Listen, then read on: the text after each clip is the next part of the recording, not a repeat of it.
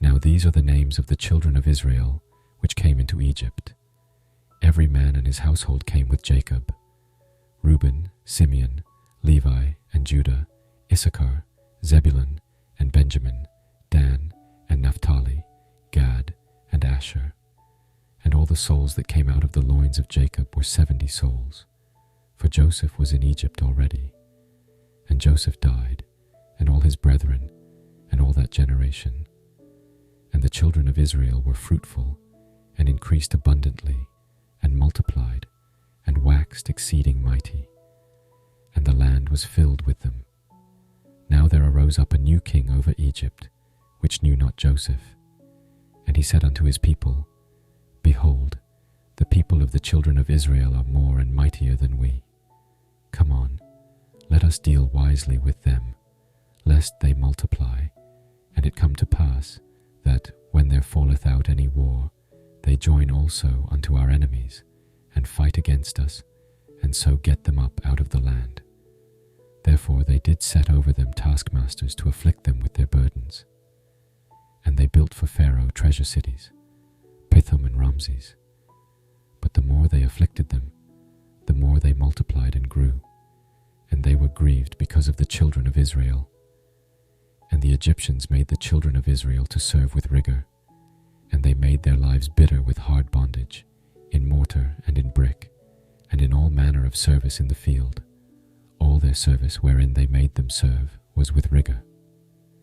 And the king of Egypt spake to the Hebrew midwives, of which the name of the one was Shiphrah, and the name of the other Puah.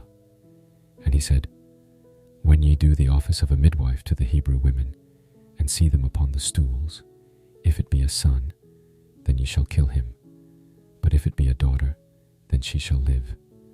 But the midwives feared God, and did not, as the king of Egypt commanded them, but saved the men children alive. And the king of Egypt called for the midwives, and said unto them, Why have ye done this thing, and have saved the men children alive? And the midwives said unto Pharaoh, Because the Hebrew women are not as the Egyptian women, for they are lively, and are delivered ere the midwives come in unto them. Therefore God dealt well with the midwives, and the people multiplied, and waxed very mighty. And it came to pass, because the midwives feared God, that he made them houses. And Pharaoh charged all his people, saying, Every son that is born ye shall cast into the river, and every daughter ye shall save alive.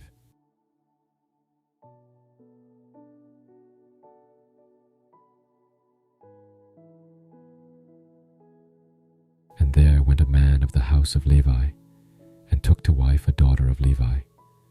And the woman conceived, and bare a son. And when she saw him that he was a goodly child, she hid him 3 months. And when she could not longer hide him, she took for him an ark of bulrushes, and daubed it with slime and with pitch, and put the child therein. And she laid it in the flags by the river's brink. And his sister stood afar off, to wit what would be done to him. And the daughter of Pharaoh came down to wash herself at the river, and her maidens walked along by the river's side.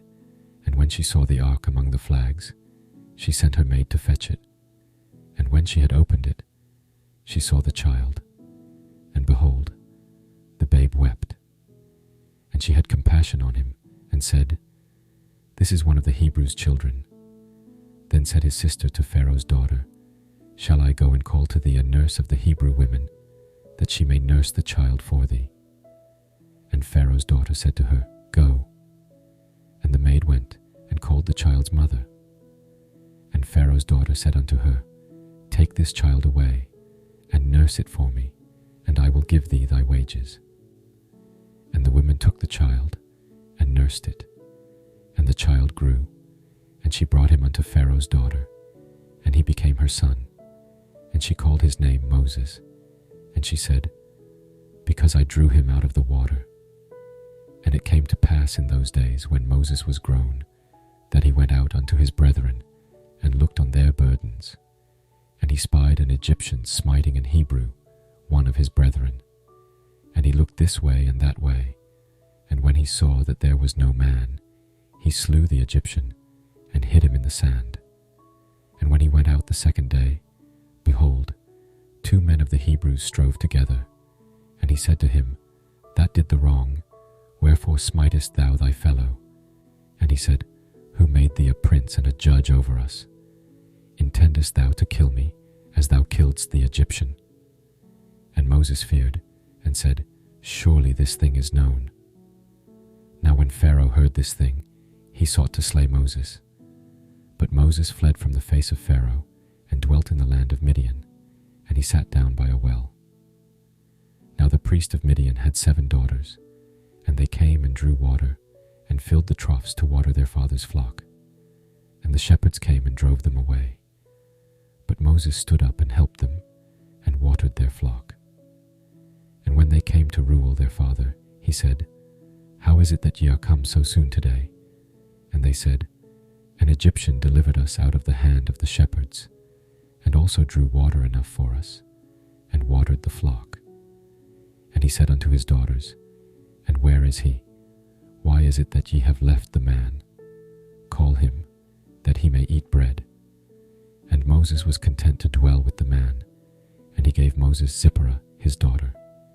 And she bare him a son, and he called his name Gershom, for he said, I have been a stranger in a strange land. And it came to pass in process of time that the king of Egypt died, and the children of Israel sighed by reason of the bondage, and they cried, and their cry came up unto God by reason of the bondage. And God heard their groaning, and God remembered his covenant with Abraham, with Isaac, and with Jacob. And God looked upon the children of Israel, and God had respect unto them.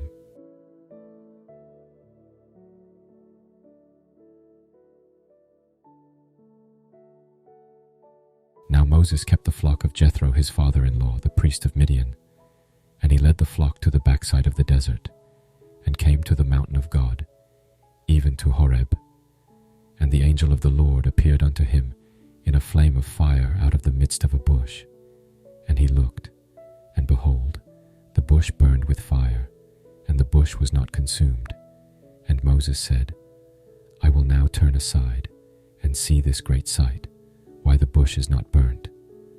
And when the Lord saw that he turned aside to see, God called unto him out of the midst of the bush, and said, Moses, Moses. And he said, Here am I. And he said, Draw not nigh hither, put off thy shoes from off thy feet, for the place whereon thou standest is holy ground. Moreover he said, I am the God of thy father, the God of Abraham, the God of Isaac, and the God of Jacob. And Moses hid his face, for he was afraid to look upon God. And the Lord said, I have surely seen the affliction of my people which are in Egypt, and have heard their cry by reason of their taskmasters. For I know their sorrows, and I am come down to deliver them out of the hand of the Egyptians, and to bring them up out of that land, unto a good land and a large, unto a land flowing with milk and honey, unto the place of the Canaanites, and the Hittites, and the Amorites, and the Perizzites, and the Hivites, and the Jebusites. Now therefore, behold, the cry of the children of Israel is come unto me, and I have also seen the oppression wherewith the Egyptians oppress them. Come now therefore, and I will send thee unto Pharaoh, that thou mayest bring forth my people, the children of Israel, out of Egypt. And Moses said unto God, Who am I, that I should go unto Pharaoh, and that I should bring forth the children of Israel out of Egypt? And he said, Certainly I will be with thee, and this shall be a token unto thee, that I have sent thee.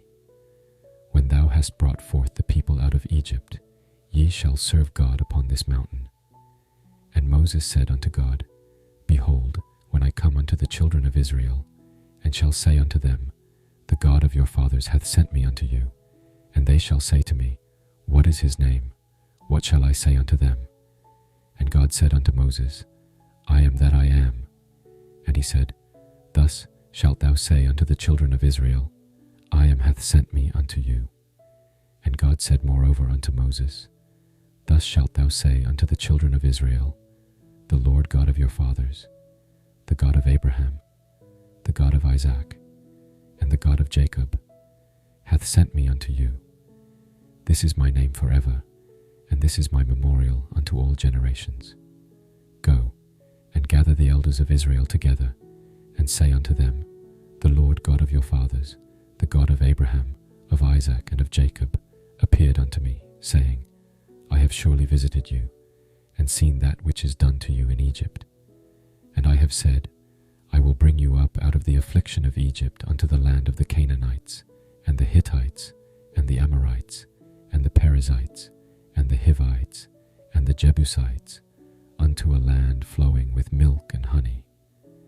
And they shall hearken to thy voice, and thou shalt come, thou and the elders of Israel, unto the king of Egypt, and ye shall say unto him, The Lord God of the Hebrews hath met with us. And now let us go, we beseech thee, 3 days' journey into the wilderness, that we may sacrifice to the Lord our God. And I am sure that the king of Egypt will not let you go, no, not by a mighty hand.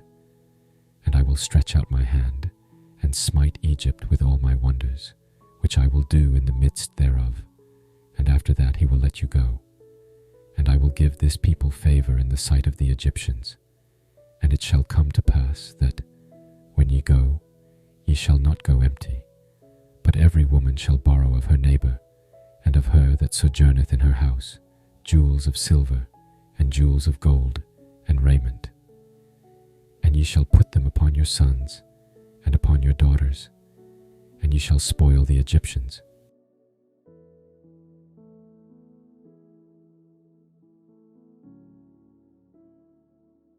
And Moses answered and said, But behold, they will not believe me, nor hearken unto my voice. For they will say, The Lord hath not appeared unto thee. And the Lord said unto him, What is that in thine hand? And he said, A rod. And he said, Cast it on the ground. And he cast it on the ground, and it became a serpent. And Moses fled from before it. And the Lord said unto Moses, Put forth thine hand, and take it by the tail. And he put forth his hand, and caught it, and it became a rod in his hand, that they may believe that the Lord God of their fathers, the God of Abraham, the God of Isaac, and the God of Jacob, hath appeared unto thee. And the Lord said furthermore unto him, Put now thine hand into thy bosom. And he put his hand into his bosom, and when he took it out, behold, his hand was leprous as snow. And he said, Put thine hand into thy bosom again. And he put his hand into his bosom again, and plucked it out of his bosom, and, behold, it was turned again as his other flesh. And it shall come to pass, if they will not believe thee, neither hearken to the voice of the first sign, that they will believe the voice of the latter sign. And it shall come to pass, if they will not believe also these 2 signs, neither hearken unto thy voice, that thou shalt take of the water of the river, and pour it upon the dry land. And the water which thou takest out of the river shall become blood upon the dry land. And Moses said unto the Lord, O my Lord, I am not eloquent, neither heretofore, nor since thou hast spoken unto thy servant, but I am slow of speech, and of a slow tongue. And the Lord said unto him, Who hath made man's mouth? Or who maketh the dumb, or deaf, or the seeing, or the blind? Have not I the Lord? Now therefore go, and I will be with thy mouth, and teach thee what thou shalt say. And he said, O my Lord, send, I pray thee, by the hand of him whom thou wilt send. And the anger of the Lord was kindled against Moses, and he said, Is not Aaron the Levite thy brother? I know that he can speak well. And also, behold, he cometh forth to meet thee, and when he seeth thee, he will be glad in his heart. And thou shalt speak unto him, and put words in his mouth, and I will be with thy mouth, and with his mouth, and will teach you what ye shall do. And he shall be thy spokesman unto the people, and he shall be, even he shall be to thee, instead of a mouth, and thou shalt be to him instead of God. And thou shalt take this rod in thine hand, wherewith thou shalt do signs. And Moses went and returned to Jethro his father-in-law, and said unto him, Let me go, I pray thee, and return unto my brethren which are in Egypt, and see whether they be yet alive. And Jethro said to Moses, Go in peace. And the Lord said unto Moses in Midian, Go, return into Egypt, for all the men are dead which sought thy life. And Moses took his wife and his sons, and set them upon an ass, and he returned to the land of Egypt. And Moses took the rod of God in his hand. And the Lord said unto Moses, When thou goest to return into Egypt, see that thou do all those wonders before Pharaoh, which I have put in thine hand. But I will harden his heart, that he shall not let the people go. And thou shalt say unto Pharaoh, Thus saith the Lord, Israel is my son, even my firstborn. And I say unto thee, Let my son go, that he may serve me. And if thou refuse to let him go, behold, I will slay thy son, even thy firstborn. And it came to pass by the way in the inn, that the Lord met him, and sought to kill him. Then Zipporah took a sharp stone, and cut off the foreskin of her son, and cast it at his feet, and said, Surely a bloody husband art thou to me. So he let him go. Then she said, A bloody husband thou art, because of the circumcision. And the Lord said to Aaron, Go into the wilderness to meet Moses. And he went, and met him in the mount of God, and kissed him. And Moses told Aaron all the words of the Lord who had sent him, and all the signs which he had commanded him. And Moses and Aaron went and gathered together all the elders of the children of Israel. And Aaron spake all the words which the Lord had spoken unto Moses, and did the signs in the sight of the people. And the people believed. And when they heard that the Lord had visited the children of Israel, and that he had looked upon their affliction, then they bowed their heads and worshipped.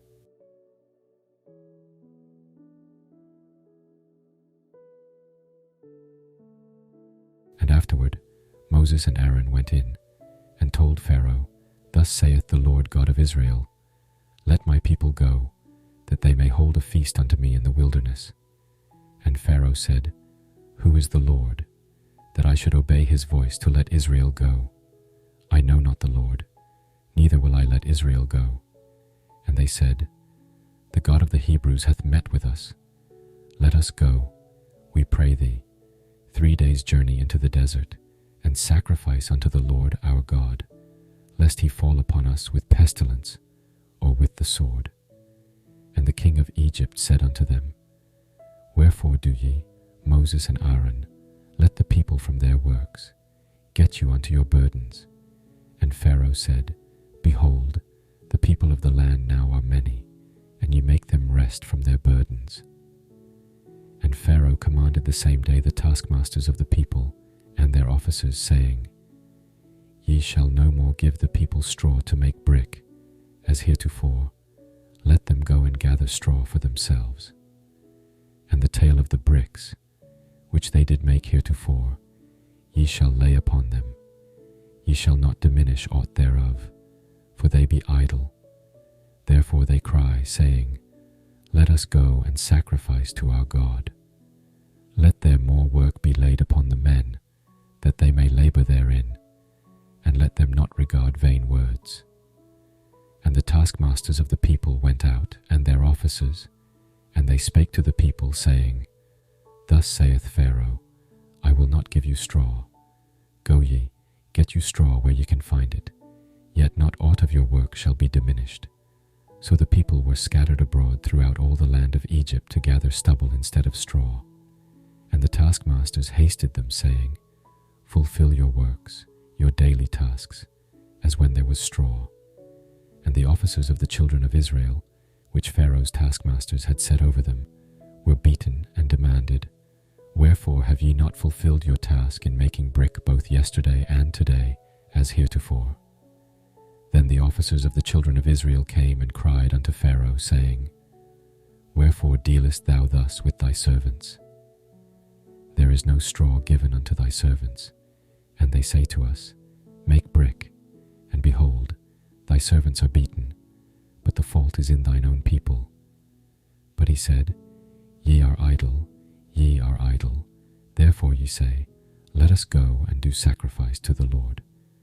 Go therefore now and work, for there shall no straw be given you, yet shall ye deliver the tale of bricks. And the officers of the children of Israel did see that they were in evil case, after it was said, Ye shall not minish aught from your bricks of your daily task. And they met Moses and Aaron, who stood in the way, as they came forth from Pharaoh. And they said unto them, The Lord look upon you, and judge. Because ye have made our savour to be abhorred in the eyes of Pharaoh, and in the eyes of his servants, to put a sword in their hand to slay us. And Moses returned unto the Lord, and said, Lord, wherefore hast thou so evil entreated this people? Why is it that thou hast sent me? For since I came to Pharaoh to speak in thy name, he hath done evil to this people, neither hast thou delivered thy people at all.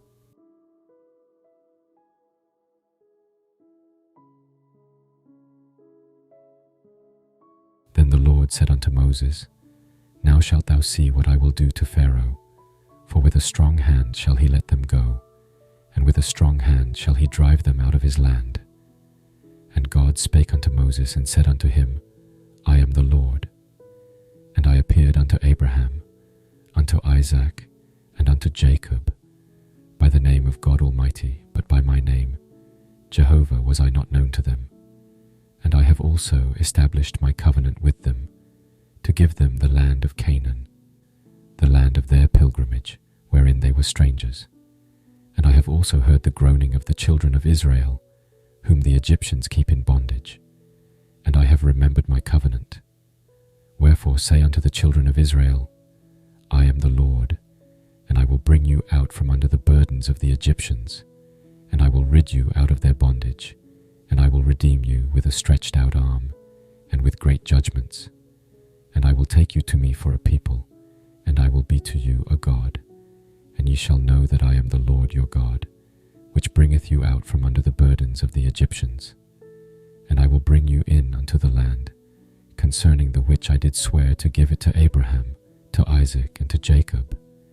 And I will give it you for an heritage. I am the Lord. And Moses spake so unto the children of Israel, but they hearkened not unto Moses for anguish of spirit, and for cruel bondage. And the Lord spake unto Moses, saying, Go in, speak unto Pharaoh king of Egypt, that he let the children of Israel go out of his land. And Moses spake before the Lord, saying, Behold, the children of Israel have not hearkened unto me. How then shall Pharaoh hear me, who am of uncircumcised lips?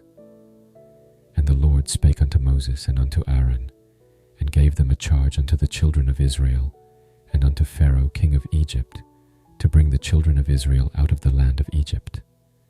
These be the heads of their fathers' houses, the sons of Reuben the firstborn of Israel, Hanoch and Palu, Hezron and Carmi. These be the families of Reuben. And the sons of Simeon, Jemuel and Jamin, and Ohad, and Yakin, and Zohar, and Shaul, the son of a Canaanitish woman. These are the families of Simeon. And these are the names of the sons of Levi according to their generations, Gershon, and Kohath, and Merari. And the years of the life of Levi were 137 years. The sons of Gershon, Libni, and Shimi, according to their families. And the sons of Kohath, Amram, and Izhar, and Hebron, and Uzziel. And the years of the life of Kohath were 133 years. And the sons of Merari, Mahali, and Mushi. These are the families of Levi according to their generations. And Amram took him Jochebed, his father's sister, to wife, and she bare him Aaron and Moses. And the years of the life of Amram were 137 years. And the sons of Izhar, Korah, and Nepheg, and Zikri. And the sons of Uzziel, Mishael, and Elzaphan, and Zithri. And Aaron took him Elisheba, daughter of Aminadab, sister of Nahshon, to wife. And she bare him Nadab, and Abihu, Eleazar, and Ithamar. And the sons of Korah, Asir, and Elkanah, and Abiasaph. These are the families of the Korahites. And Eleazar Aaron's son took him one of the daughters of Putiel to wife, and she bare him Phinehas. These are the heads of the fathers of the Levites, according to their families. These are that Aaron and Moses, to whom the Lord said, Bring out the children of Israel from the land of Egypt according to their armies. These are they which spake to Pharaoh king of Egypt, to bring out the children of Israel from Egypt. These are that Moses and Aaron. And it came to pass on the day when the Lord spake unto Moses in the land of Egypt, that the Lord spake unto Moses, saying, I am the Lord. Speak thou unto Pharaoh king of Egypt all that I say unto thee.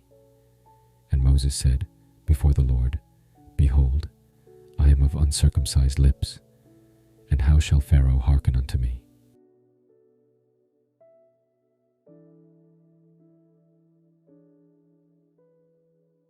And the Lord said unto Moses, See, I have made thee a god to Pharaoh, and Aaron thy brother shall be thy prophet. Thou shalt speak all that I command thee, and Aaron thy brother shall speak unto Pharaoh, that he send the children of Israel out of his land. And I will harden Pharaoh's heart, and multiply my signs and my wonders in the land of Egypt. But Pharaoh shall not hearken unto you, that I may lay my hand upon Egypt, and bring forth mine armies, and my people, the children of Israel, out of the land of Egypt by great judgments. And the Egyptians shall know that I am the Lord, when I stretch forth mine hand upon Egypt, and bring out the children of Israel from among them. And Moses and Aaron did as the Lord commanded them, so did they. And Moses was 80 years old, and Aaron 83 years old, when they spake unto Pharaoh.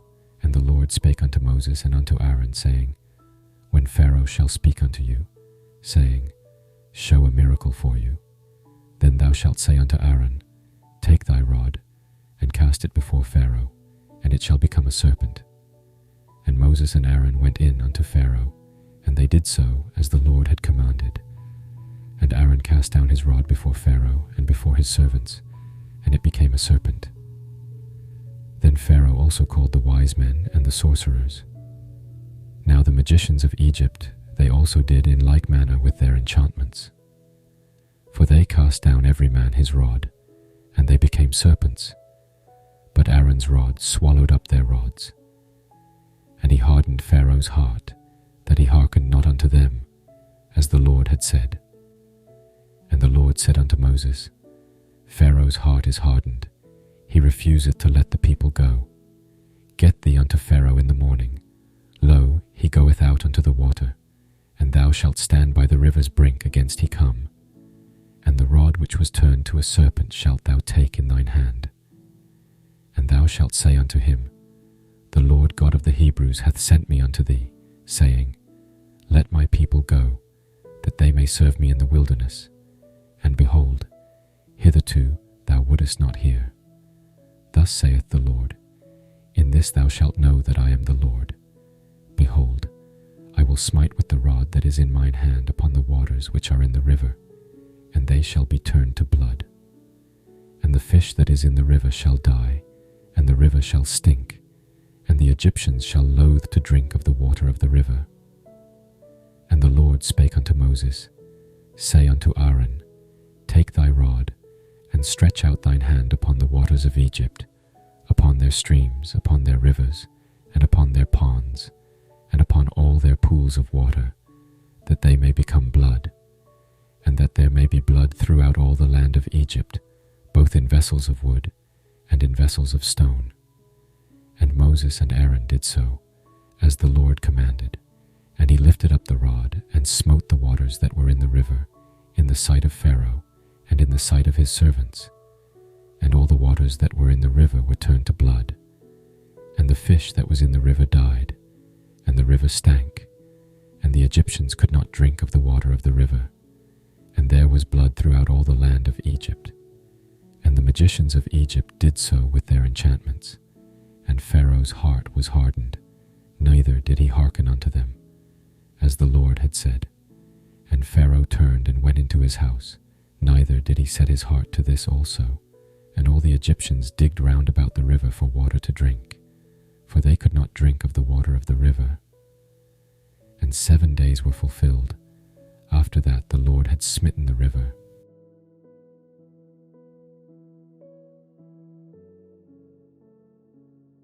And the Lord spake unto Moses, Go unto Pharaoh, and say unto him, Thus saith the Lord, Let my people go, that they may serve me. And if thou refuse to let them go, behold, I will smite all thy borders with frogs, and the river shall bring forth frogs abundantly, which shall go up and come into thine house, and into thy bedchamber, and upon thy bed, and into the house of thy servants, and upon thy people, and into thine ovens, and into thy kneading troughs. And the frogs shall come up both on thee, and upon thy people, and upon all thy servants. And the Lord spake unto Moses, Say unto Aaron, Stretch forth thine hand with thy rod over the streams, over the rivers, and over the ponds, and cause frogs to come up upon the land of Egypt. And Aaron stretched out his hand over the waters of Egypt, and the frogs came up, and covered the land of Egypt. And the magicians did so with their enchantments, and brought up frogs upon the land of Egypt. Then Pharaoh called for Moses and Aaron, and said, Entreat the Lord, that he may take away the frogs from me, and from my people, and I will let the people go, that they may do sacrifice unto the Lord. And Moses said unto Pharaoh, Glory over me. When shall I entreat for thee, and for thy servants, and for thy people, to destroy the frogs from thee and thy houses, that they may remain in the river only? And he said, Tomorrow. And he said, Be it according to thy word, that thou mayest know that there is none like unto the Lord our God. And the frogs shall depart from thee, and from thy houses, and from thy servants, and from thy people. They shall remain in the river only. And Moses and Aaron went out from Pharaoh, and Moses cried unto the Lord because of the frogs which he had brought against Pharaoh. And the Lord did according to the word of Moses. And the frogs died out of the houses, out of the villages, and out of the fields. And they gathered them together upon heaps, and the land stank. But when Pharaoh saw that there was respite, he hardened his heart, and hearkened not unto them, as the Lord had said. And the Lord said unto Moses, Say unto Aaron, Stretch out thy rod, and smite the dust of the land, that it may become lice throughout all the land of Egypt. And they did so, for Aaron stretched out his hand with his rod, and smote the dust of the earth, and it became lice in man, and in beast. All the dust of the land became lice throughout all the land of Egypt. And the magicians did so with their enchantments to bring forth lice, but they could not. So there were lice upon man, and upon beast. Then the magicians said unto Pharaoh, This is the finger of God. And Pharaoh's heart was hardened, and he hearkened not unto them, as the Lord had said. And the Lord said unto Moses, Rise up early in the morning, and stand before Pharaoh. Lo, he cometh forth to the water, and say unto him, Thus saith the Lord, Let my people go, that they may serve me. Else, if thou wilt not let my people go, behold, I will send swarms of flies upon thee, and upon thy servants, and upon thy people, and into thy houses, and the houses of the Egyptians shall be full of swarms of flies, and also the ground whereon they are. And I will sever in that day the land of Goshen, in which my people dwell, that no swarms of flies shall be there, to the end thou mayest know that I am the Lord in the midst of the earth. And I will put a division between my people and thy people. Tomorrow shall this sign be. And the Lord did so.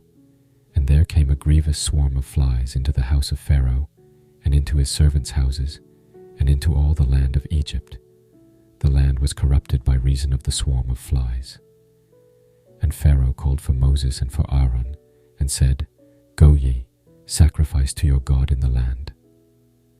And Moses said, It is not meet so to do, for we shall sacrifice the abomination of the Egyptians to the Lord our God. Lo, shall we sacrifice the abomination of the Egyptians before their eyes, and will they not stone us? We will go 3 days' journey into the wilderness, and sacrifice to the Lord our God, as he shall command us. And Pharaoh said, I will let you go, that ye may sacrifice to the Lord your God in the wilderness. Only ye shall not go very far away. Entreat for me. And Moses said, Behold, I go out from thee, and I will entreat the Lord that the swarms of flies may depart from Pharaoh, from his servants, and from his people tomorrow. But let not Pharaoh deal deceitfully any more, in not letting the people go to sacrifice to the Lord. And Moses went out from Pharaoh and entreated the Lord. And the Lord did according to the word of Moses, and he removed the swarms of flies from Pharaoh, from his servants, and from his people. There remained not one. And Pharaoh hardened his heart at this time also, neither would he let the people go.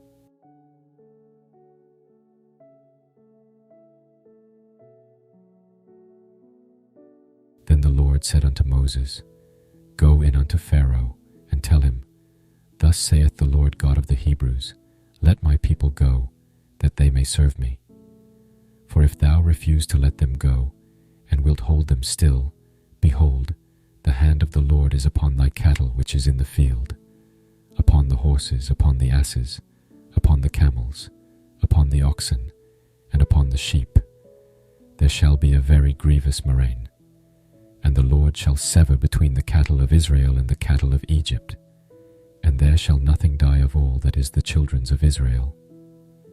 And the Lord appointed a set time, saying, Tomorrow the Lord shall do this thing in the land. And the Lord did that thing on the morrow, and all the cattle of Egypt died. But of the cattle of the children of Israel died not one.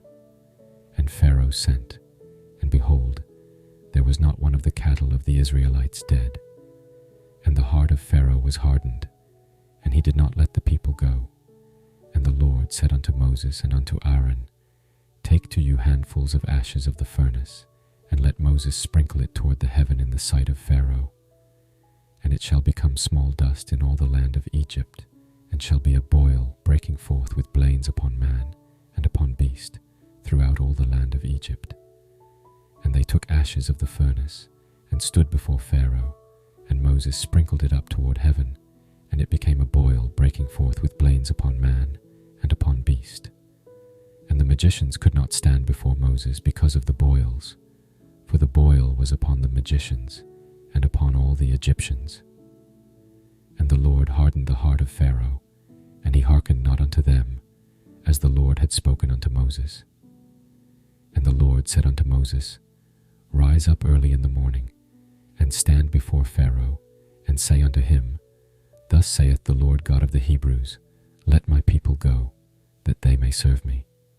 For I will at this time send all my plagues upon thine heart, and upon thy servants, and upon thy people, that thou mayest know that there is none like me in all the earth. For now I will stretch out my hand, that I may smite thee and thy people with pestilence, and thou shalt be cut off from the earth.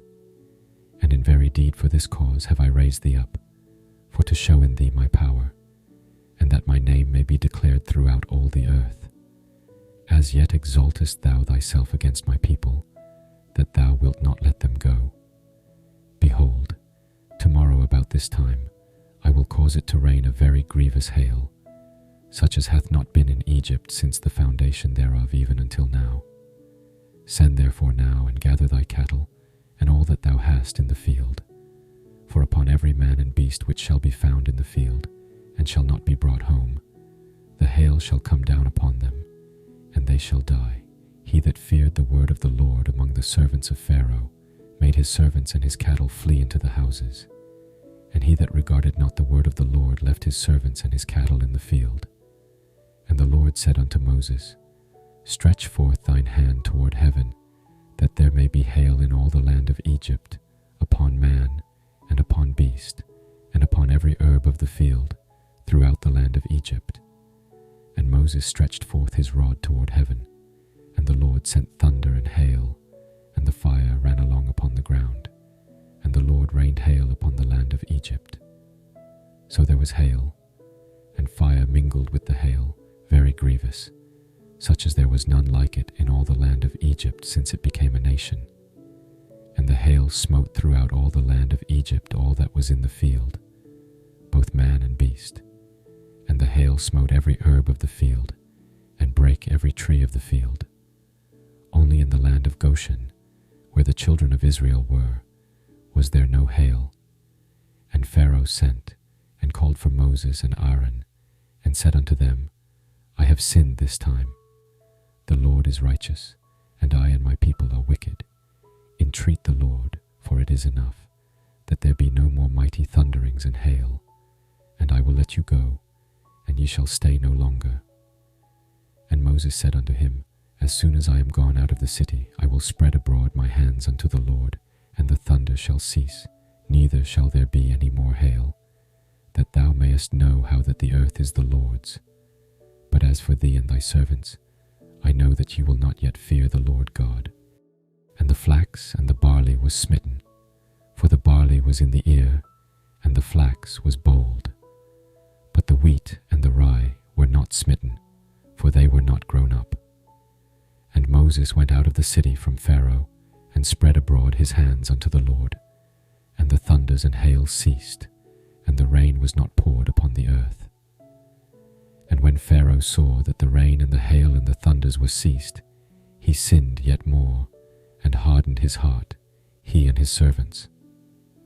And the heart of Pharaoh was hardened, neither would he let the children of Israel go, as the Lord had spoken by Moses.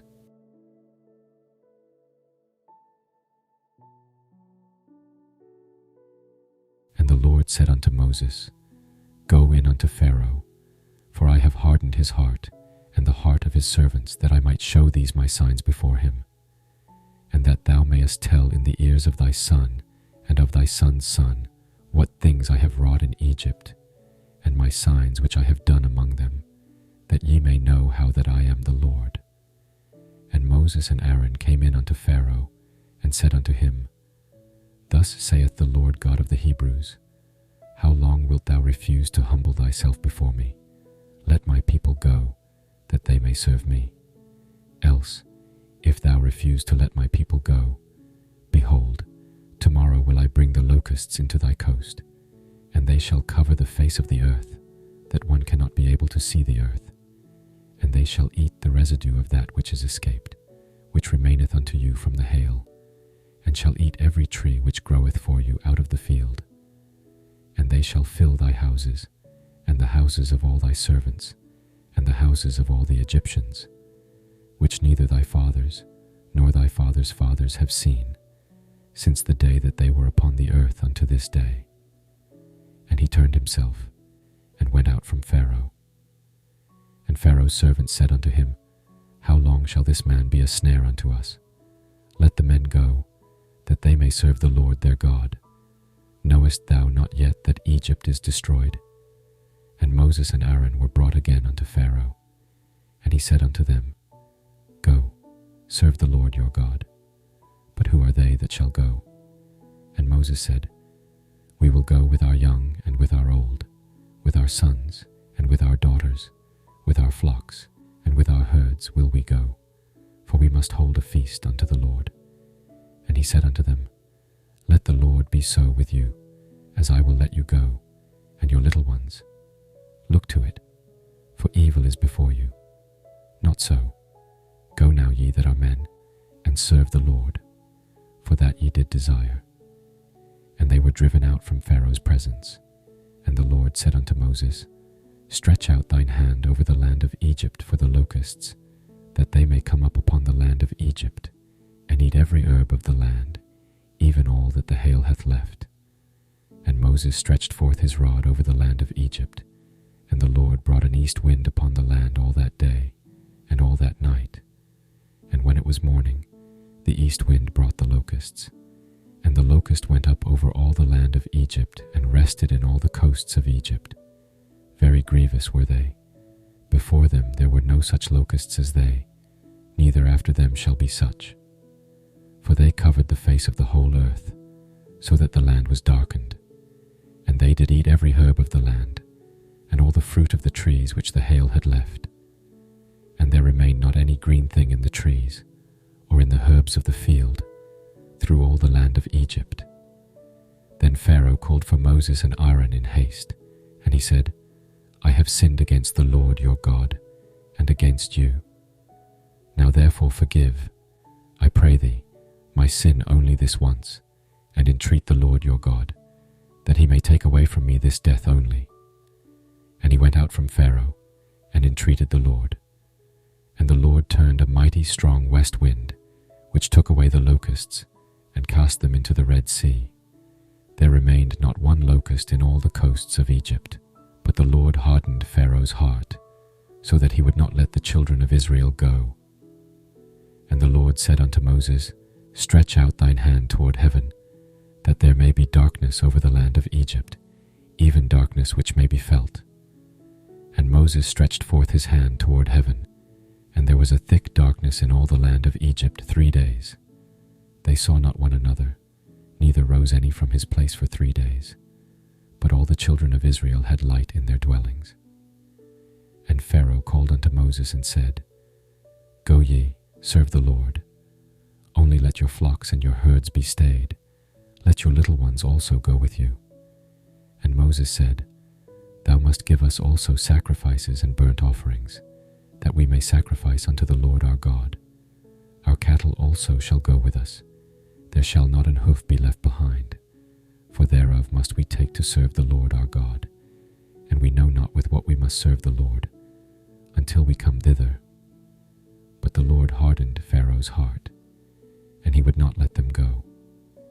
And Pharaoh said unto him, Get thee from me, take heed to thyself, see my face no more, for in that day thou seest my face, thou shalt die. And Moses said, Thou hast spoken well, I will see thy face again no more.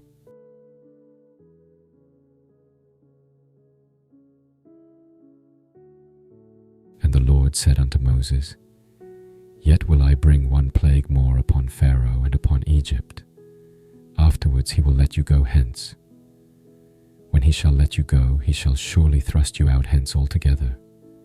Speak now in the ears of the people, and let every man borrow of his neighbor, and every woman of her neighbor, jewels of silver and jewels of gold. And the Lord gave the people favor in the sight of the Egyptians. Moreover, the man Moses was very great in the land of Egypt, in the sight of Pharaoh's servants, and in the sight of the people. And Moses said, Thus saith the Lord, About midnight will I go out into the midst of Egypt, and all the firstborn in the land of Egypt shall die, from the firstborn of Pharaoh that sitteth upon his throne, even unto the firstborn of the maidservant that is behind the mill, and all the firstborn of beasts. And there shall be a great cry throughout all the land of Egypt, such as there was none like it, nor shall be like it any more. But against any of the children of Israel shall not a dog move his tongue, against man or beast, that ye may know how that the Lord doth put a difference between the Egyptians and Israel. And all these thy servants shall come down unto me, and bow down themselves unto me, saying, Get thee out, and all the people that follow thee. And after that I will go out. And he went out from Pharaoh in a great anger. And the Lord said unto Moses, Pharaoh shall not hearken unto you, that my wonders may be multiplied in the land of Egypt. And Moses and Aaron did all these wonders before Pharaoh, and the Lord hardened Pharaoh's heart, so that he would not let the children of Israel go out of his land.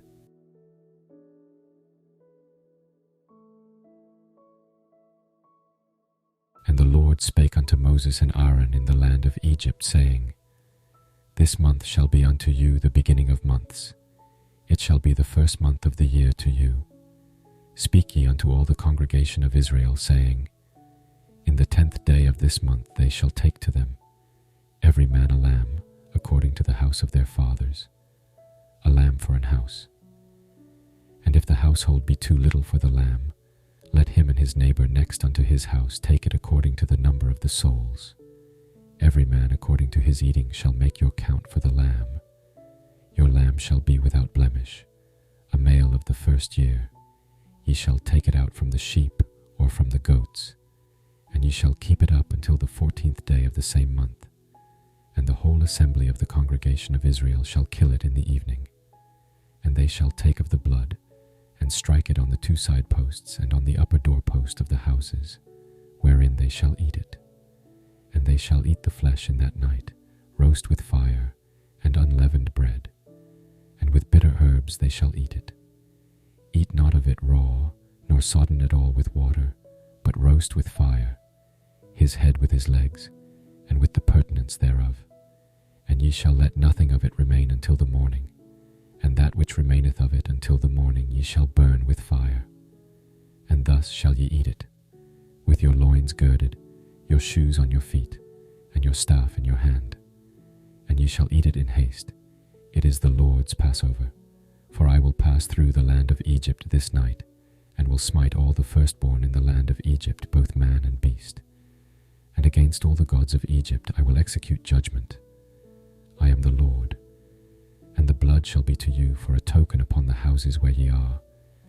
And when I see the blood, I will pass over you, and the plague shall not be upon you to destroy you, when I smite the land of Egypt.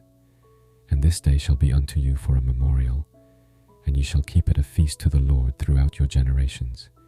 Ye shall keep it a feast by an ordinance forever. 7 days shall ye eat unleavened bread. Even the first day ye shall put away leaven out of your houses.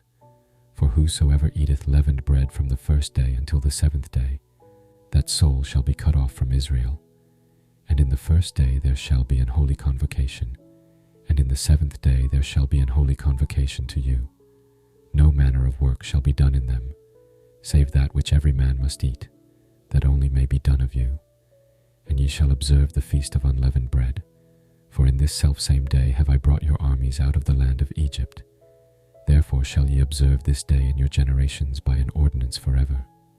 In the 1st month, on the 14th day of the month at even, ye shall eat unleavened bread, until the 21st day of the month at even.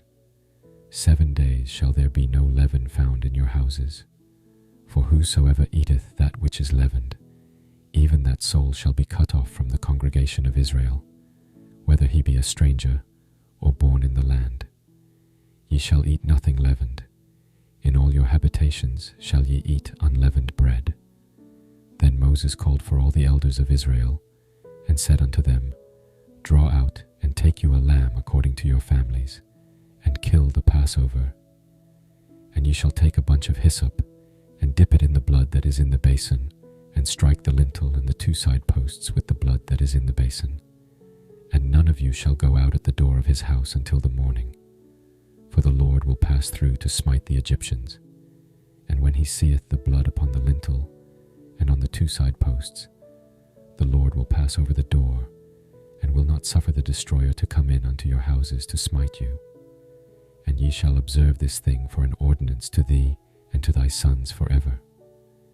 And it shall come to pass, when ye be come to the land which the Lord will give you, according as he hath promised, that ye shall keep this service. And it shall come to pass, when your children shall say unto you, What mean ye by this service? That ye shall say, It is the sacrifice of the Lord's Passover, who passed over the houses of the children of Israel in Egypt, when he smote the Egyptians, and delivered our houses. And the people bowed the head and worshipped, and the children of Israel went away, and did as the Lord had commanded Moses and Aaron, so did they. And it came to pass, that at midnight the Lord smote all the firstborn in the land of Egypt, from the firstborn of Pharaoh that sat on his throne unto the firstborn of the captive that was in the dungeon, and all the firstborn of cattle. And Pharaoh rose up in the night, he, and all his servants, and all the Egyptians. And there was a great cry in Egypt, for there was not a house where there was not one dead. And he called for Moses and Aaron by night, and said, Rise up, and get you forth from among my people, both ye and the children of Israel, and go, serve the Lord as ye have said. Also take your flocks and your herds, as ye have said, and be gone, and bless me also. And the Egyptians were urgent upon the people, that they might send them out of the land in haste. For they said, We be all dead men. And the people took their dough before it was leavened, their kneading troughs being bound up in their clothes upon their shoulders. the children of Israel did according to the word of Moses, and they borrowed of the Egyptians jewels of silver and jewels of gold and raiment. And the Lord gave the people favor in the sight of the Egyptians, so that they lent unto them such things as they required. And they spoiled the Egyptians, and the children of Israel journeyed from Ramesses to Succoth, about 600,000 on foot that were men, beside children. And a mixed multitude went up also with them, and flocks, and herds, even very much cattle. And they baked unleavened cakes of the dough which they brought forth out of Egypt, for it was not leavened, because they were thrust out of Egypt, and could not tarry, neither had they prepared for themselves any victual. Now the sojourning of the children of Israel, who dwelt in Egypt, was 430 years. And it came to pass at the end of the 430 years, even the selfsame day it came to pass, that all the hosts of the Lord went out from the land of Egypt. It is a night to be much observed unto the Lord, for bringing them out from the land of Egypt. This is that night of the Lord, to be observed of all the children of Israel in their generations. And the Lord said unto Moses and Aaron, This is the ordinance of the Passover. There shall no stranger eat thereof, but every man's servant that is bought for money. When thou hast circumcised him, then shall he eat thereof. A foreigner and an hired servant shall not eat thereof. In one house shall it be eaten. Thou shalt not carry forth aught of the flesh abroad out of the house, neither shall ye break a bone thereof. All the congregation of Israel shall keep it. And when a stranger shall sojourn with thee, and will keep the Passover to the Lord, let all his males be circumcised, and then let him come near and keep it. And he shall be as one that is born in the land, for no uncircumcised person shall eat thereof. One law shall be to him that is homeborn, and unto the stranger that sojourneth among you. Thus did all the children of Israel, as the Lord commanded Moses and Aaron, so did they. And it came to pass the selfsame day, that the Lord did bring the children of Israel out of the land of Egypt by their armies.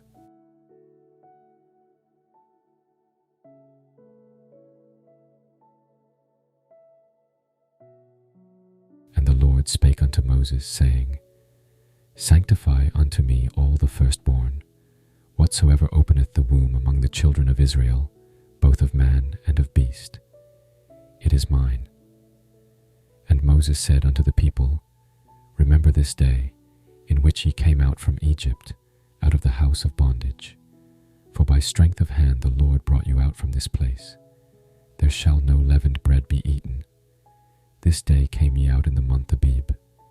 And it shall be when the Lord shall bring thee into the land of the Canaanites, and the Hittites, and the Amorites, and the Hivites, and the Jebusites, which he sware unto thy fathers to give thee, a land flowing with milk and honey, that thou shalt keep this service in this month.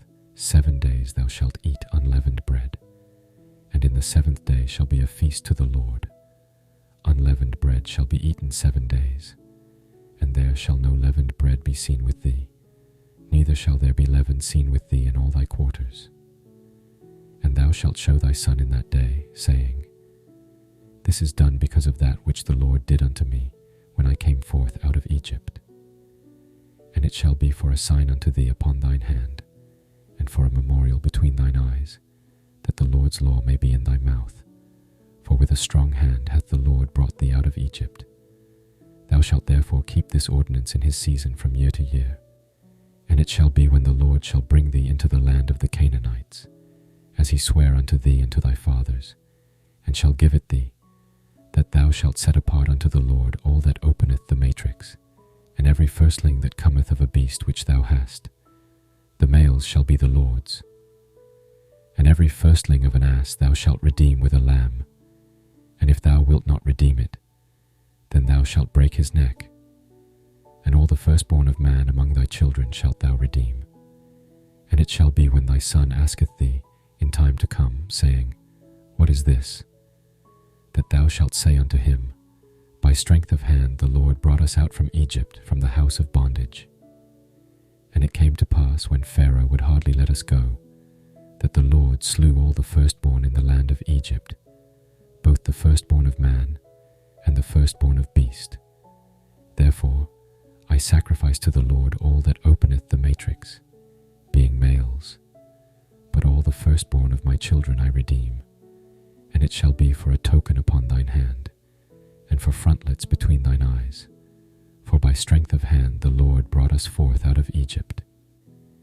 And it came to pass, when Pharaoh had let the people go, that God led them not through the way of the land of the Philistines, although that was near. For God said, Lest peradventure the people repent when they see war, and they return to Egypt.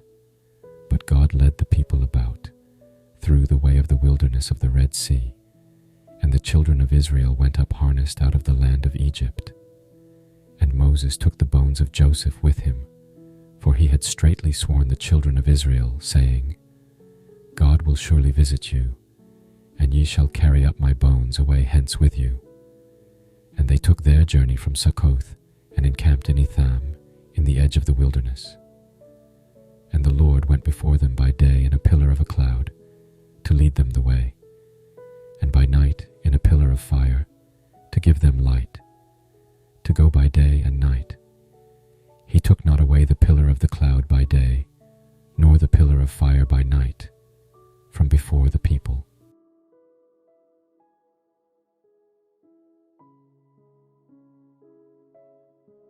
And the Lord spake unto Moses, saying, Speak unto the children of Israel, that they turn and encamp before Pihahiroth, between Migdol and the sea, over against Baal-zephon. Before it shall ye encamp by the sea. For Pharaoh will say of the children of Israel, They are entangled in the land, the wilderness hath shut them in.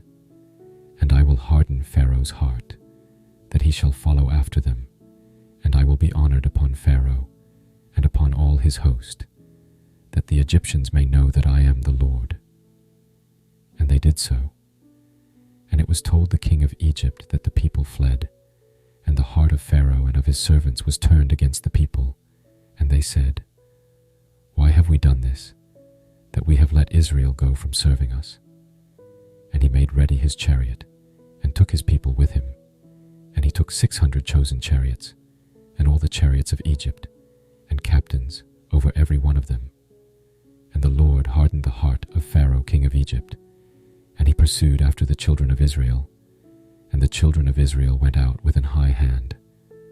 But the Egyptians pursued after them, all the horses and chariots of Pharaoh, and his horsemen, and his army, and overtook them encamping by the sea, beside Pihahiroth, before Baal-zephon. And when Pharaoh drew nigh, the children of Israel lifted up their eyes, and behold, the Egyptians marched after them, and they were sore afraid. And the children of Israel cried out unto the Lord. And they said unto Moses, Because there were no graves in Egypt, hast thou taken us away to die in the wilderness? Wherefore hast thou dealt thus with us, to carry us forth out of Egypt? Is not this the word that we did tell thee in Egypt, saying, Let us alone, that we may serve the Egyptians? For it had been better for us to serve the Egyptians, than that we should die in the wilderness. And Moses said unto the people, Fear ye not, stand still, and see the salvation of the Lord, which he will show to you today. For the Egyptians whom ye have seen today, ye shall see them again no more forever. The Lord shall fight for you, and ye shall hold your peace. And the Lord said unto Moses, Wherefore criest thou unto me? Speak unto the children of Israel, that they go forward. But lift thou up thy rod, and stretch out thine hand over the sea, and divide it. And the children of Israel shall go on dry ground through the midst of the sea. And I, behold, I will harden the hearts of the Egyptians, and they shall follow them. And I will get me honor upon Pharaoh, and upon all his host, upon his chariots, and upon his horsemen. And the Egyptians shall know that I am the Lord, when I have gotten me honor upon Pharaoh, upon his chariots, and upon his horsemen. And the angel of God, which went before the camp of Israel, removed and went behind them. And the pillar of the cloud went from before their face, and stood behind them. And it came between the camp of the Egyptians and the camp of Israel, and it was a cloud and darkness to them, but it gave light by night to these, so that the one came not near the other all the night. And Moses stretched out his hand over the sea, and the Lord caused the sea to go back by a strong east wind all that night, and made the sea dry land, and the waters were divided. And the children of Israel went into the midst of the sea upon the dry ground, and the waters were a wall unto them on their right hand, and on their left. And the Egyptians pursued, and went in after them to the midst of the sea, even all Pharaoh's horses, his chariots, and his horsemen. And it came to pass, that in the morning watch the Lord looked unto the host of the Egyptians through the pillar of fire and of the cloud, and troubled the host of the Egyptians, and took off their chariot wheels, that they drave them heavily, so that the Egyptians said, Let us flee from the face of Israel, for the Lord fighteth for them against the Egyptians. And the Lord said unto Moses, Stretch out thine hand over the sea, that the waters may come again upon the Egyptians, upon their chariots, and upon their horsemen. And Moses stretched forth his hand over the sea, and the sea returned to his strength when the morning appeared. And the Egyptians fled against it, and the Lord overthrew the Egyptians in the midst of the sea. And the waters returned, and covered the chariots, and the horsemen, and all the host of Pharaoh that came into the sea after them. There remained not so much as one of them.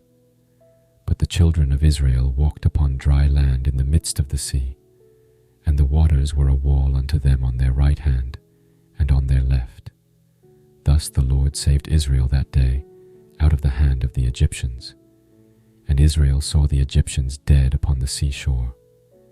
And Israel saw that great work which the Lord did upon the Egyptians. And the people feared the Lord, and believed the Lord, and his servant Moses.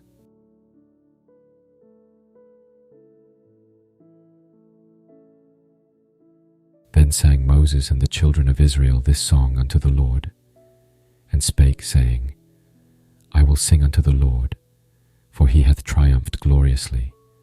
The horse and his rider hath he thrown into the sea. The Lord is my strength and song, and he is become my salvation.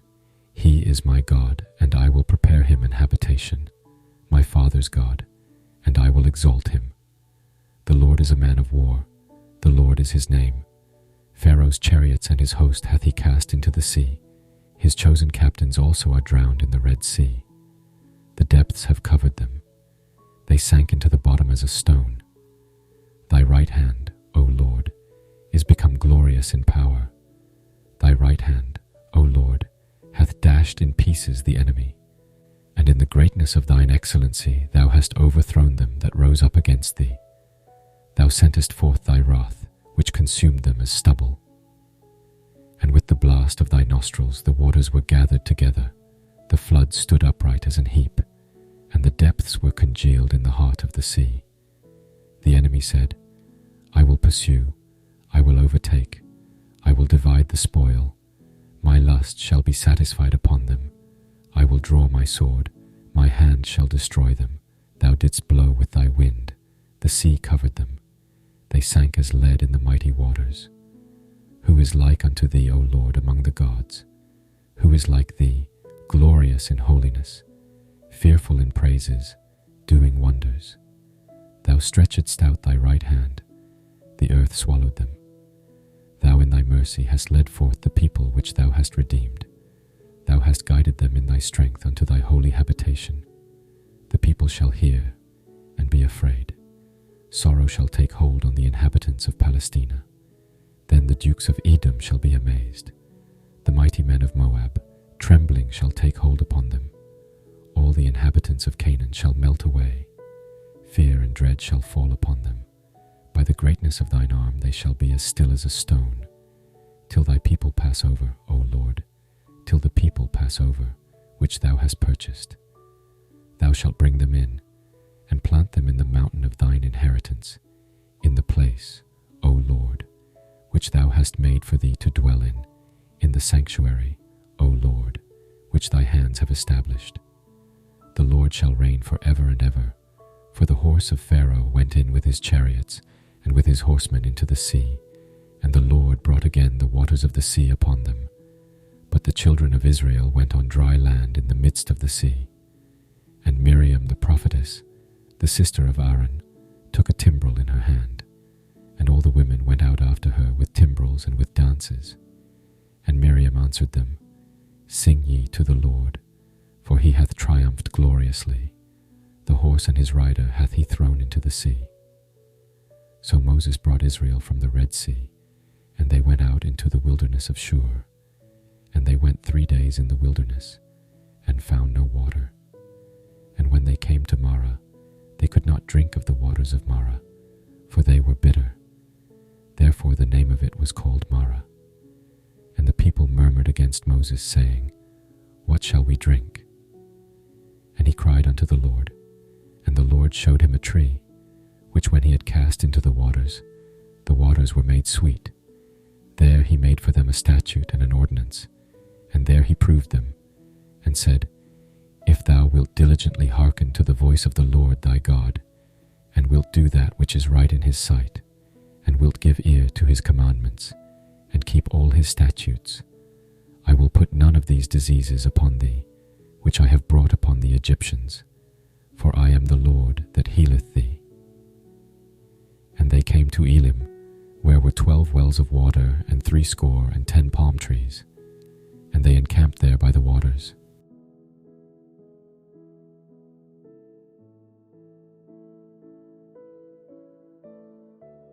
And they took their journey from Elim, and all the congregation of the children of Israel came unto the wilderness of Sin, which is between Elim and Sinai, on the 15th day of the 2nd month after their departing out of the land of Egypt. And the whole congregation of the children of Israel murmured against Moses and Aaron in the wilderness. And the children of Israel said unto them, Would to God we had died by the hand of the Lord in the land of Egypt, when we sat by the flesh pots, and when we did eat bread to the full.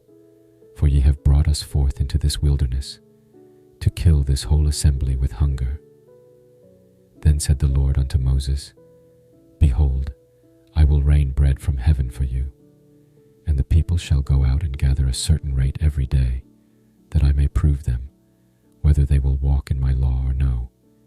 And it shall come to pass that on the 6th day they shall prepare that which they bring in, and it shall be twice as much as they gather daily. And Moses and Aaron said unto all the children of Israel, At even, then ye shall know that the Lord hath brought you out from the land of Egypt. And in the morning, then ye shall see the glory of the Lord, for that he heareth your murmurings against the Lord. And what are we, that ye murmur against us?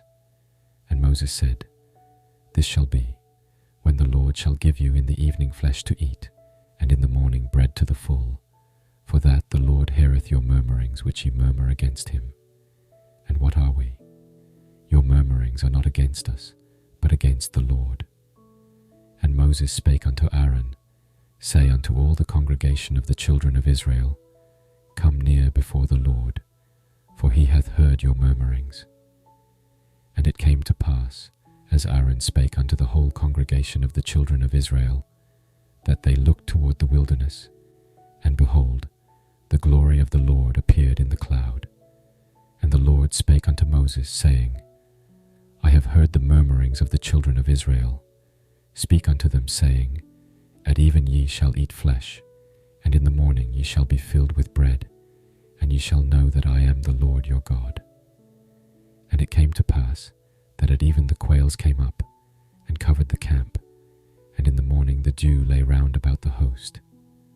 And when the dew that lay was gone up, behold, upon the face of the wilderness there lay a small round thing, as small as the hoar frost on the ground.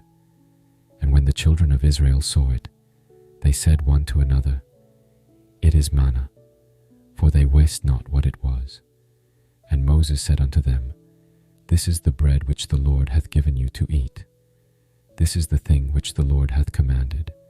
Gather of it every man according to his eating, an omer for every man, according to the number of your persons. Take ye every man for them which are in his tents. And the children of Israel did so, and gathered, some more, some less. And when they did meet it with an omer, he that gathered much had nothing over, and he that gathered little had no lack. they gathered every man according to his eating. And Moses said, Let no man leave of it till the morning. Notwithstanding they hearkened not unto Moses, but some of them left of it until the morning, and it bred worms, and stank.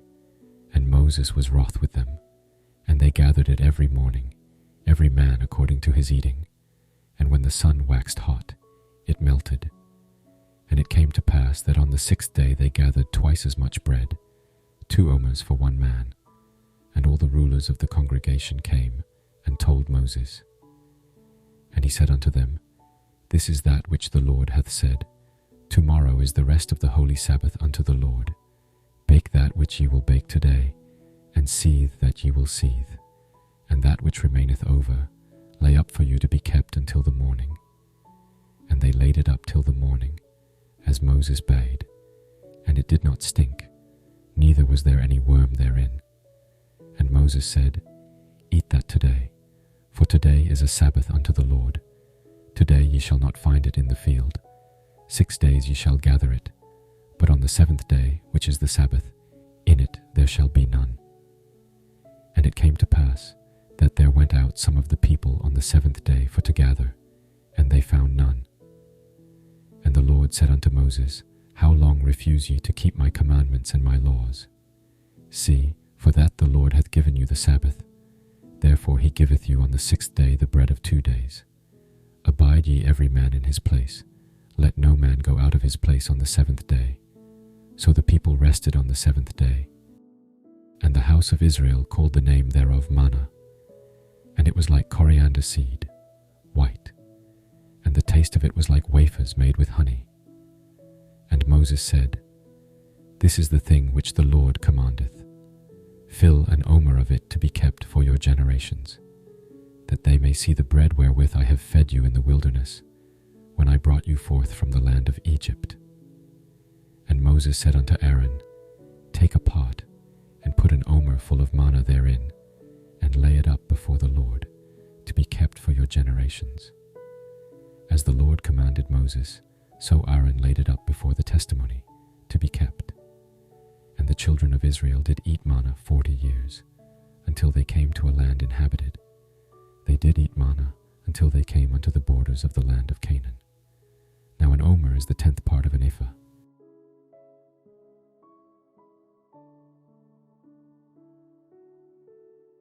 And all the congregation of the children of Israel journeyed from the wilderness of Sin after their journeys, according to the commandment of the Lord, and pitched in Rephidim, and there was no water for the people to drink. Wherefore the people did chide with Moses, and said, Give us water that we may drink. And Moses said unto them, Why chide ye with me? Wherefore do ye tempt the Lord? And the people thirsted there for water, and the people murmured against Moses, and said, Wherefore is this that thou hast brought us up out of Egypt, to kill us and our children and our cattle with thirst? And Moses cried unto the Lord, saying, What shall I do unto this people? They be almost ready to stone me. And the Lord said unto Moses, Go on before the people, and take with thee of the elders of Israel, and thy rod, wherewith thou smotest the river, take in thine hand, and go. Behold, I will stand before thee there upon the rock in Horeb, and thou shalt smite the rock, and there shall come water out of it, that the people may drink. And Moses did so in the sight of the elders of Israel, and he called the name of the place Massah and Meribah, because of the chiding of the children of Israel, and because they tempted the Lord, saying, Is the Lord among us, or not? Then came Amalek, and fought with Israel in Rephidim. And Moses said unto Joshua, Choose us out men, and go out, fight with Amalek. Tomorrow I will stand on the top of the hill with the rod of God in mine hand. So Joshua did as Moses had said to him, and fought with Amalek. And Moses, Aaron, and Hur went up to the top of the hill. And it came to pass, when Moses held up his hand, that Israel prevailed. And when he let down his hand, Amalek prevailed. But Moses' hands were heavy, and they took a stone, and put it under him, and he sat thereon. And Aaron and Hur stayed up his hands, the one on the one side, and the other on the other side, and his hands were steady until the going down of the sun. And Joshua discomfited Amalek and his people with the edge of the sword. And the Lord said unto Moses, Write this for a memorial in a book, and rehearse it in the ears of Joshua, for I will utterly put out the remembrance of Amalek from under heaven. And Moses built an altar, and called the name of it Jehovah Nissi. For he said, Because the Lord hath sworn that the Lord will have war with Amalek from generation to generation.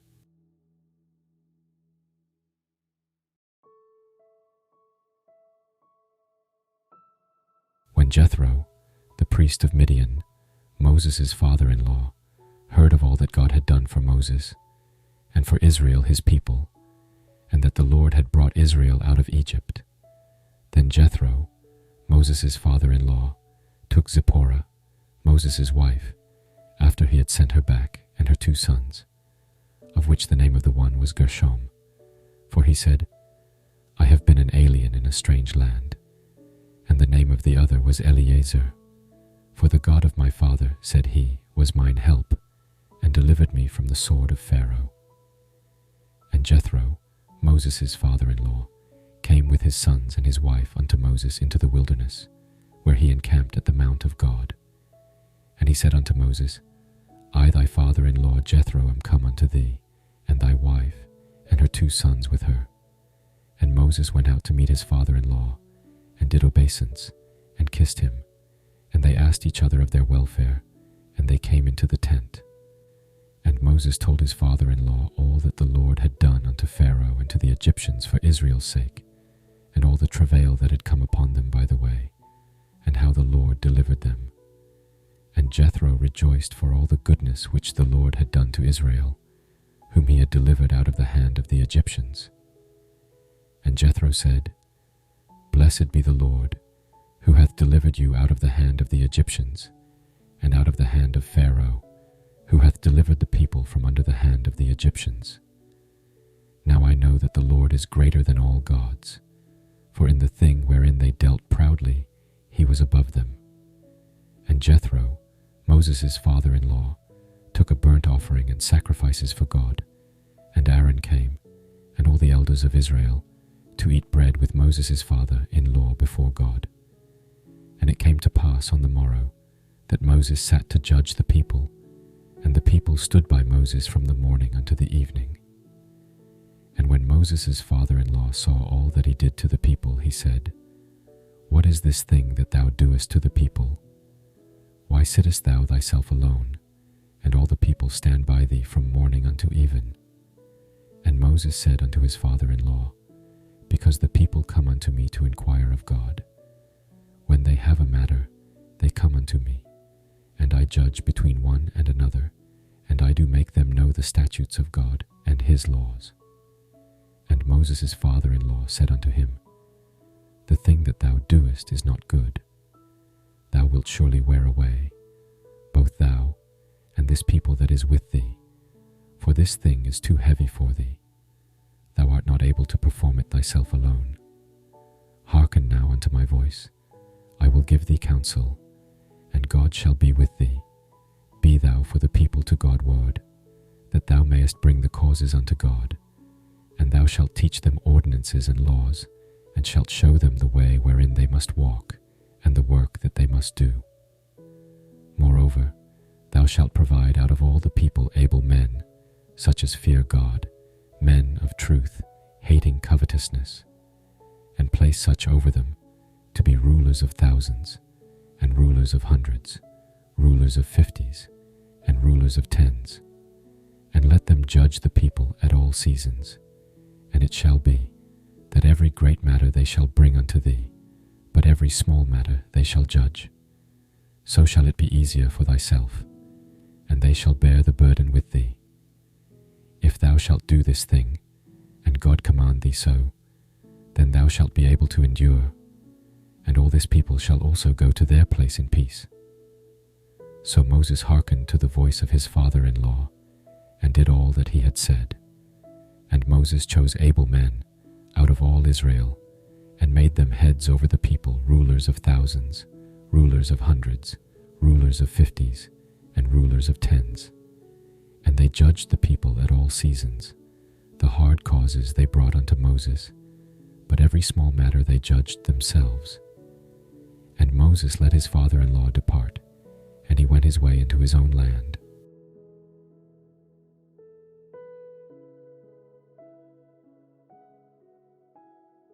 In the 3rd month, when the children of Israel were gone forth out of the land of Egypt, the same day came they into the wilderness of Sinai. For they were departed from Rephidim, and were come to the desert of Sinai, and had pitched in the wilderness. And there Israel camped before the mount. And Moses went up unto God, and the Lord called unto him out of the mountain, saying, Thus shalt thou say to the house of Jacob, and tell the children of Israel, Ye have seen what I did unto the Egyptians, and how I bare you on eagle's wings, and brought you unto myself.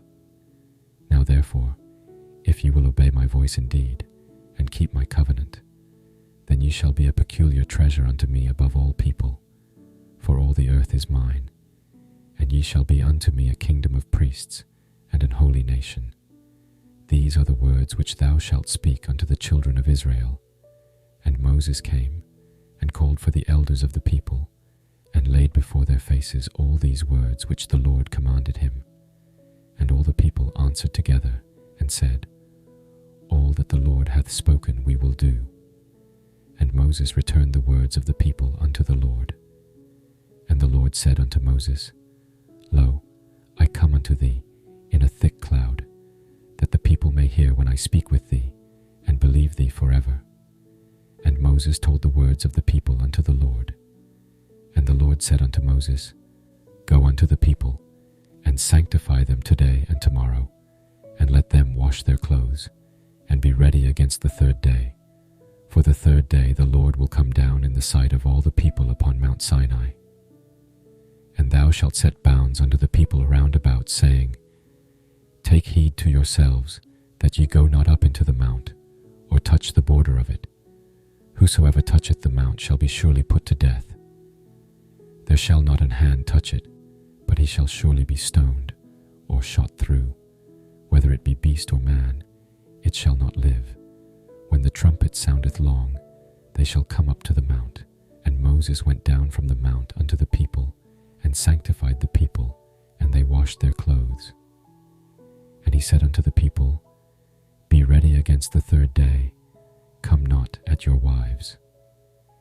And it came to pass on the 3rd day in the morning, that there were thunders and lightnings, and a thick cloud upon the mount, and the voice of the trumpet exceeding loud, so that all the people that was in the camp trembled. And Moses brought forth the people out of the camp to meet with God, and they stood at the nether part of the mount. And Mount Sinai was altogether on a smoke, because the Lord descended upon it in fire. And the smoke thereof ascended as the smoke of a furnace, and the whole mount quaked greatly. And when the voice of the trumpet sounded long, and waxed louder and louder, Moses spake, and God answered him by a voice. And the Lord came down upon Mount Sinai, on the top of the mount. And the Lord called Moses up to the top of the mount, and Moses went up. And the Lord said unto Moses, Go down, charge the people, lest they break through unto the Lord to gaze, and many of them perish. And let the priests also, which come near to the Lord, sanctify themselves, lest the Lord break forth upon them. And Moses said unto the Lord, The people cannot come up to Mount Sinai, for thou chargedst us, saying, Set bounds about the mount, and sanctify it. And the Lord said unto him, Away, get thee down, and thou shalt come up thou, and Aaron with thee. But let not the priests and the people break through to come up unto the Lord, lest he break forth upon them. So Moses went down unto the people, and spake unto them.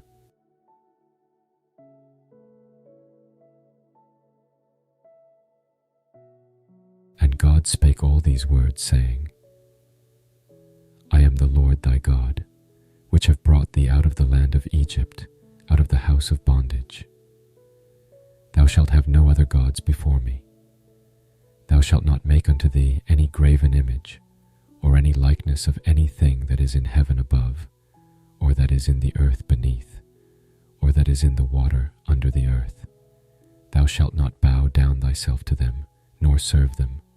For I, the Lord thy God, am a jealous God, visiting the iniquity of the fathers upon the children unto the third and fourth generation of them that hate me, and showing mercy unto thousands of them that love me, and keep my commandments.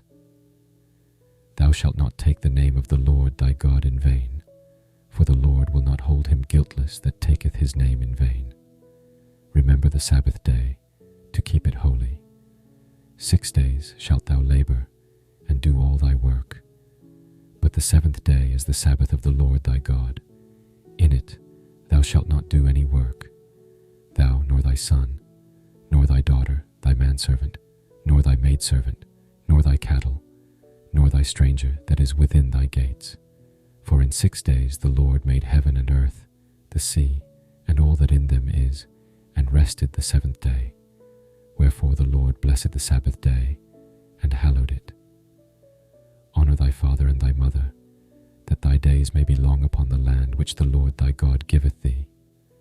Thou shalt not kill, thou shalt not commit adultery, thou shalt not steal, thou shalt not bear false witness against thy neighbor, thou shalt not covet thy neighbor's house, thou shalt not covet thy neighbor's wife, nor his manservant, nor his maidservant, nor his ox, nor his ass, nor anything that is thy neighbor's.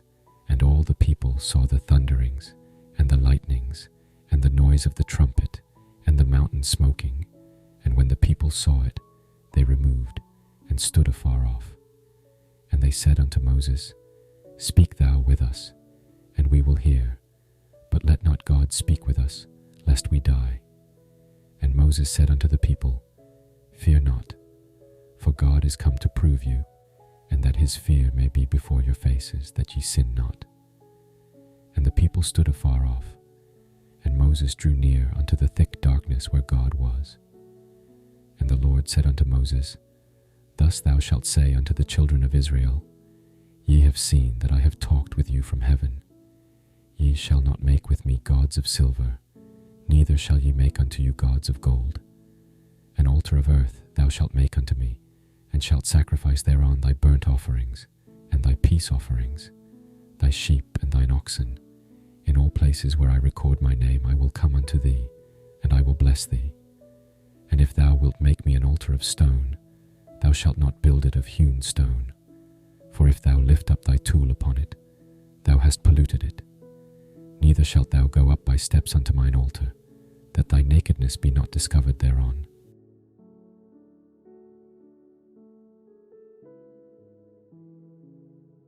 Now these are the judgments which thou shalt set before them. If thou buy an Hebrew servant, 6 years he shall serve, and in the 7th he shall go out free for nothing. If he came in by himself, he shall go out by himself. If he were married, then his wife shall go out with him. If his master have given him a wife, and she have borne him sons or daughters, the wife and her children shall be her master's, and he shall go out by himself. And if the servant shall plainly say, I love my master, my wife, and my children, I will not go out free, then his master shall bring him unto the judges. He shall also bring him to the door, or unto the doorpost, and his master shall bore his ear through with an awl, and he shall serve him forever. And if a man sell his daughter to be a maidservant, she shall not go out as the men servants do. If she please not her master, who hath betrothed her to himself, then shall he let her be redeemed. To sell her unto a strange nation he shall have no power, seeing he hath dealt deceitfully with her. And if he have betrothed her unto his son, he shall deal with her after the manner of daughters. If he take him another wife, her food, her raiment, and her duty of marriage shall he not diminish. And if he do not these 3 unto her, then shall she go out free without money. He that smiteth a man, so that he die, shall be surely put to death. And if a man lie not in wait, but God deliver him into his hand, then I will appoint thee a place whither he shall flee.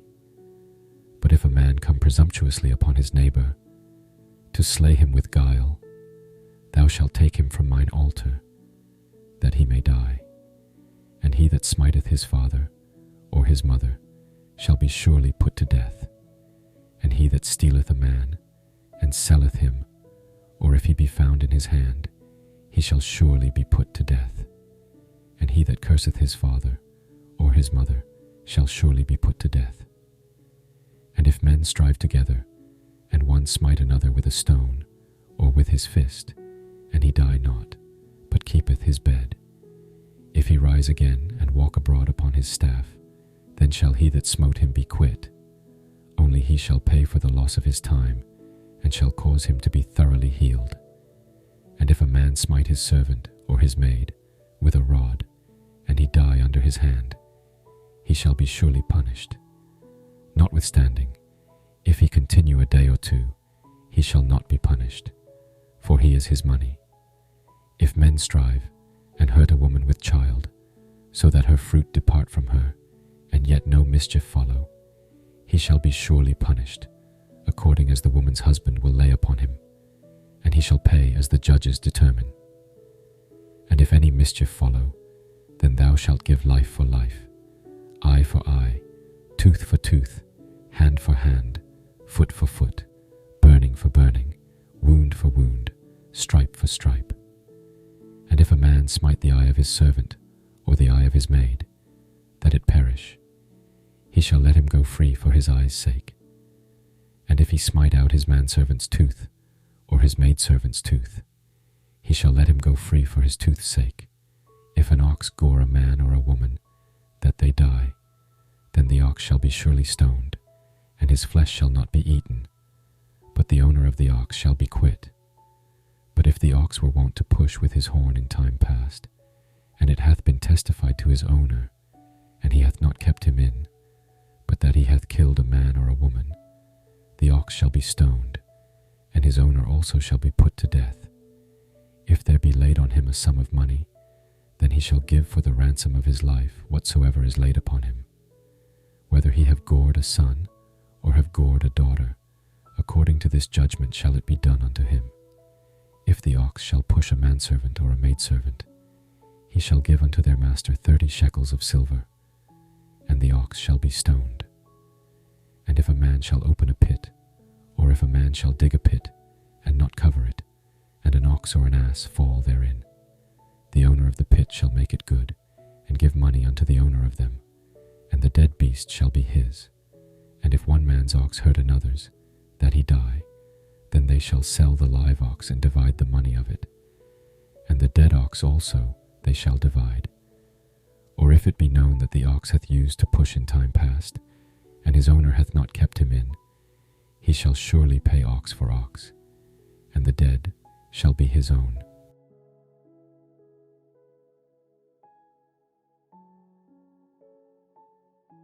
If a man shall steal an ox or a sheep, and kill it, or sell it, he shall restore 5 oxen for an ox, and 4 sheep for a sheep.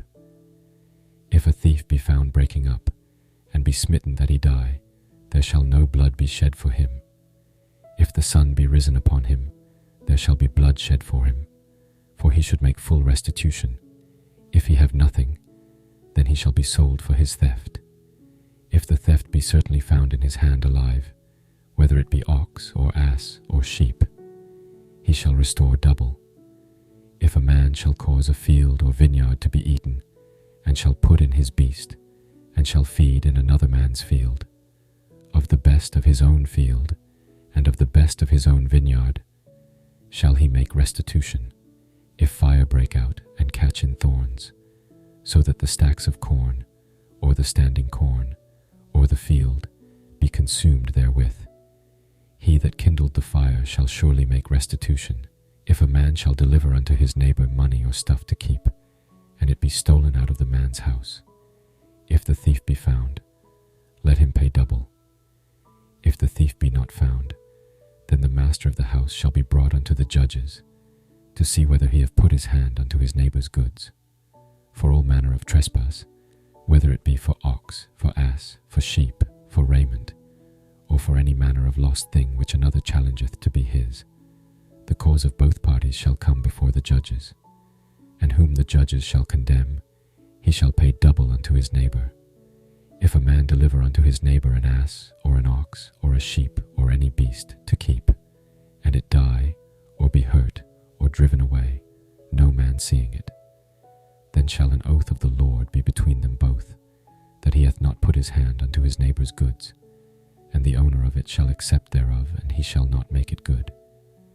And if it be stolen from him, he shall make restitution unto the owner thereof. If it be torn in pieces, then let him bring it for witness, and he shall not make good that which was torn. And if a man borrow aught of his neighbor, and it be hurt, or die, the owner thereof being not with it, he shall surely make it good. But if the owner thereof be with it, he shall not make it good. If it be an hired thing, it came for his hire. And if a man entice a maid that is not betrothed, and lie with her, he shall surely endow her to be his wife. If her father utterly refuse to give her unto him, he shall pay money according to the dowry of virgins. Thou shalt not suffer a witch to live. Whosoever lieth with a beast shall surely be put to death. He that sacrificeth unto any god, save unto the Lord only, he shall be utterly destroyed. Thou shalt neither vex a stranger nor oppress him, for ye were strangers in the land of Egypt. Ye shall not afflict any widow or fatherless child. If thou afflict them in any wise, and they cry at all unto me, I will surely hear their cry, and my wrath shall wax hot, and I will kill you with the sword, and your wives shall be widows, and your children fatherless. If thou lend money to any of my people that is poor by thee, thou shalt not be to him as an usurer, neither shalt thou lay upon him usury. If thou at all take thy neighbor's raiment to pledge, thou shalt deliver it unto him by that the sun goeth down, for that is his covering only. It is his raiment for his skin, wherein shall he sleep. And it shall come to pass when he crieth unto me, that I will hear, for I am gracious. Thou shalt not revile the gods, nor curse the ruler of thy people. Thou shalt not delay to offer the first of thy ripe fruits, and of thy liquors. The firstborn of thy sons shalt thou give unto me. Likewise shalt thou do with thine oxen, and with thy sheep. 7 days it shall be with his dam. On the 8th day thou shalt give it me, and ye shall be holy men unto me. Neither shall ye eat any flesh that is torn of beasts in the field. Ye shall cast it to the dogs.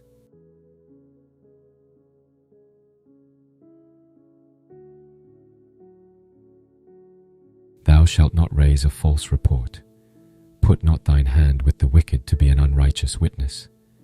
Thou shalt not follow a multitude to do evil, neither shalt thou speak in a cause to decline after many to wrest judgment, neither shalt thou countenance a poor man in his cause. If thou meet thine enemy's ox or his ass going astray, thou shalt surely bring it back to him again.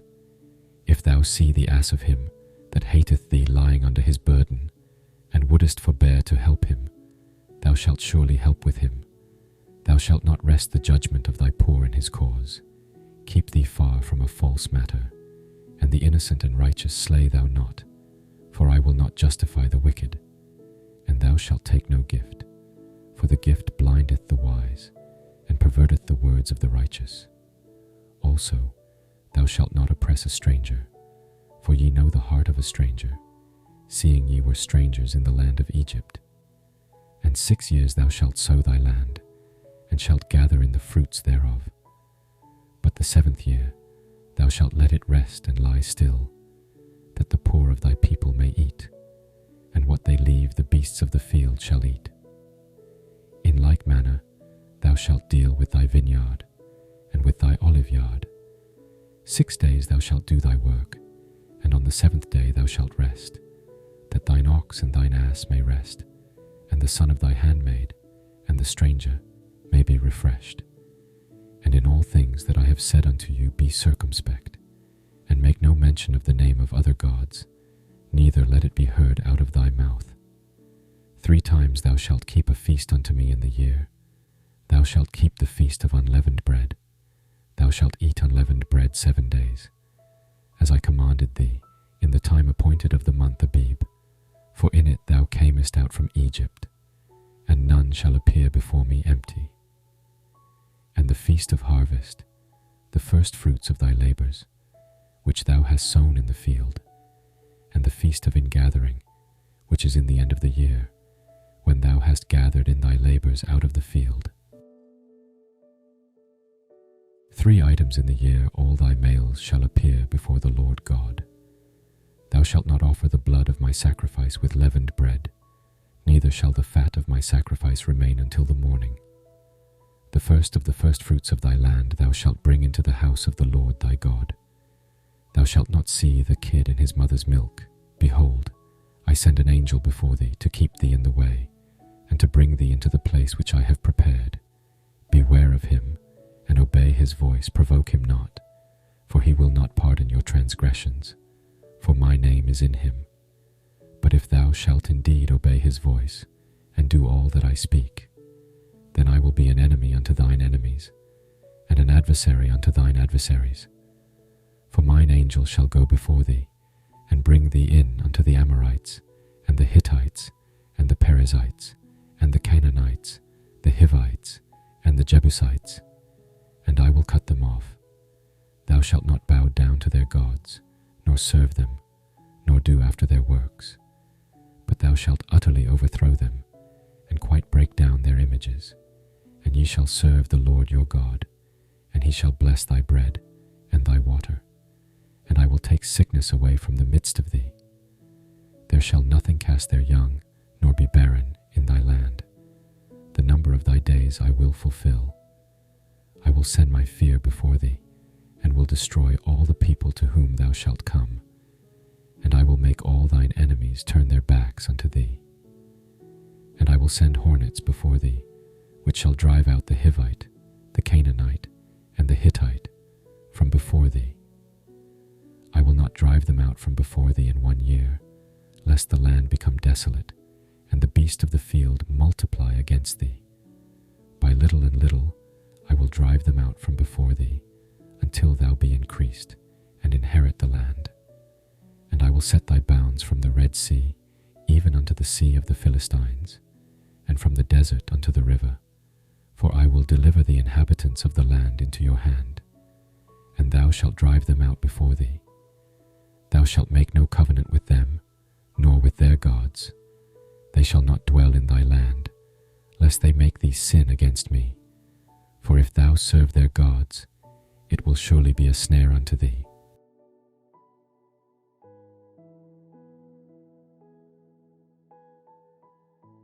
And he said unto Moses, Come up unto the Lord, thou and Aaron, Nadab and Abihu, and 70 of the elders of Israel, and worship ye afar off. And Moses alone shall come near the Lord, but they shall not come nigh, neither shall the people go up with him. And Moses came and told the people all the words of the Lord, and all the judgments. And all the people answered with one voice, and said, All the words which the Lord hath said will we do. And Moses wrote all the words of the Lord, and rose up early in the morning, and builded an altar under the hill, and 12 pillars, according to the 12 tribes of Israel. And he sent young men of the children of Israel, which offered burnt offerings, and sacrificed peace offerings of oxen unto the Lord. And Moses took half of the blood, and put it in basins, and half of the blood he sprinkled on the altar. And he took the book of the covenant, and read in the audience of the people, and they said, All that the Lord hath said will we do, and be obedient. And Moses took the blood, and sprinkled it on the people, and said, Behold the blood of the covenant, which the Lord hath made with you concerning all these words. Then went up Moses, and Aaron, Nadab, and Abihu, and 70 of the elders of Israel. And they saw the God of Israel, and there was under his feet as it were a paved work of a sapphire stone, and as it were the body of heaven in his clearness. And upon the nobles of the children of Israel he laid not his hand. Also they saw God, and did eat and drink. And the Lord said unto Moses, Come up to me into the mount, and be there, And I will give thee tables of stone, and a law, and commandments which I have written, that thou mayest teach them. And Moses rose up, and his minister Joshua. And Moses went up into the mount of God. And he said unto the elders, Tarry ye here for us, until we come again unto you. And behold, Aaron and Hur are with you. If any man have any matters to do, let him come unto them. And Moses went up into the mount, and a cloud covered the mount. And the glory of the Lord abode upon Mount Sinai, and the cloud covered it 6 days. And the 7th day he called unto Moses out of the midst of the cloud. And the sight of the glory of the Lord was like devouring fire on the top of the mount in the eyes of the children of Israel. And Moses went into the midst of the cloud, and gat him up into the mount. And Moses was in the mount 40 days and 40 nights.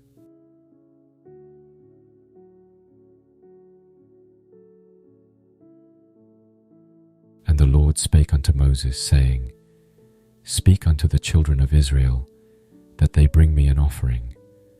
Of every man that giveth it, willingly with his heart, ye shall take my offering. And this is the offering which ye shall take of them: gold, and silver, and brass, and blue, and purple, and scarlet, and fine linen, and goat's hair, and rams' skins dyed red, and badgers' skins, and shittim wood, oil for the light, spices for anointing oil, and for sweet incense, onyx stones, and stones to be set in the ephod, and in the breastplate. And let them make me a sanctuary, that I may dwell among them. According to all that I show thee, after the pattern of the tabernacle, and the pattern of all the instruments thereof, even so shall ye make it. And they shall make an ark of shittim wood. 2 cubits and a half shall be the length thereof, and 1 cubit and a half the breadth thereof, and 1 cubit and a half the height thereof. And thou shalt overlay it with pure gold. Within and without shalt thou overlay it, and shalt make upon it a crown of gold round about. And thou shalt cast 4 rings of gold for it, and put them in the 4 corners thereof. And 2 rings shall be in the one side of it, and 2 rings in the other side of it. And thou shalt make staves of shittim wood, and overlay them with gold. And thou shalt put the staves into the rings by the sides of the ark, that the ark may be borne with them. The staves shall be in the rings of the ark, they shall not be taken from it. And thou shalt put into the ark the testimony which I shall give thee. And thou shalt make a mercy seat of pure gold. 2 cubits and a half shall be the length thereof, and 1 cubit and a half the breadth thereof. And thou shalt make 2 cherubims of gold. Of beaten work shalt thou make them, in the 2 ends of the mercy seat. And make 1 cherub on the one end, and the other cherub on the other end. Even of the mercy seat shall ye make the cherubims on the 2 ends thereof.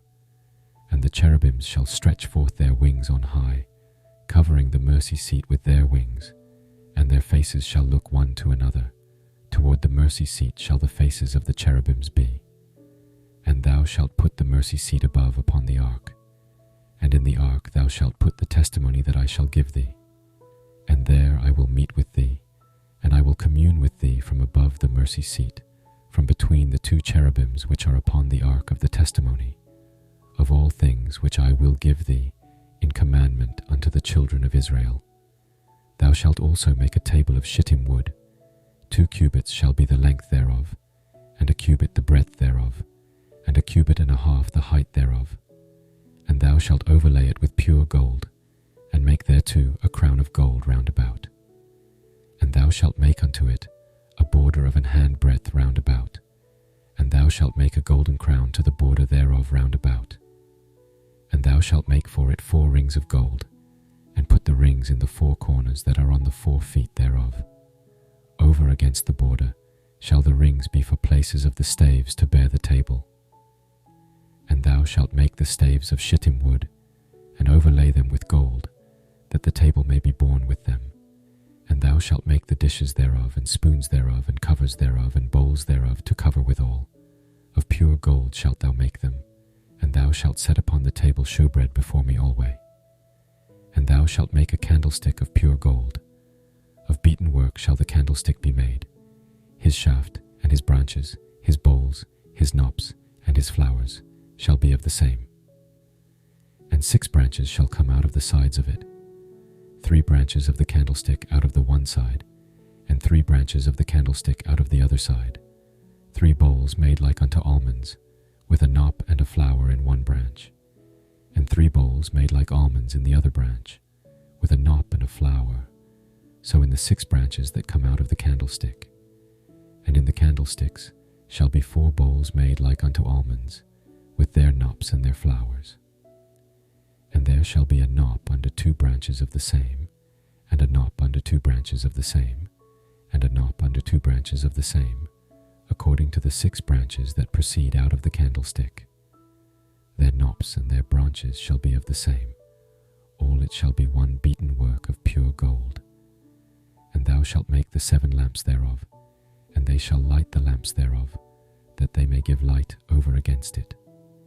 And the tongs thereof, and the snuff dishes thereof, shall be of pure gold. Of a talent of pure gold shall he make it, with all these vessels. And look that thou make them after their pattern, which was showed thee in the mount.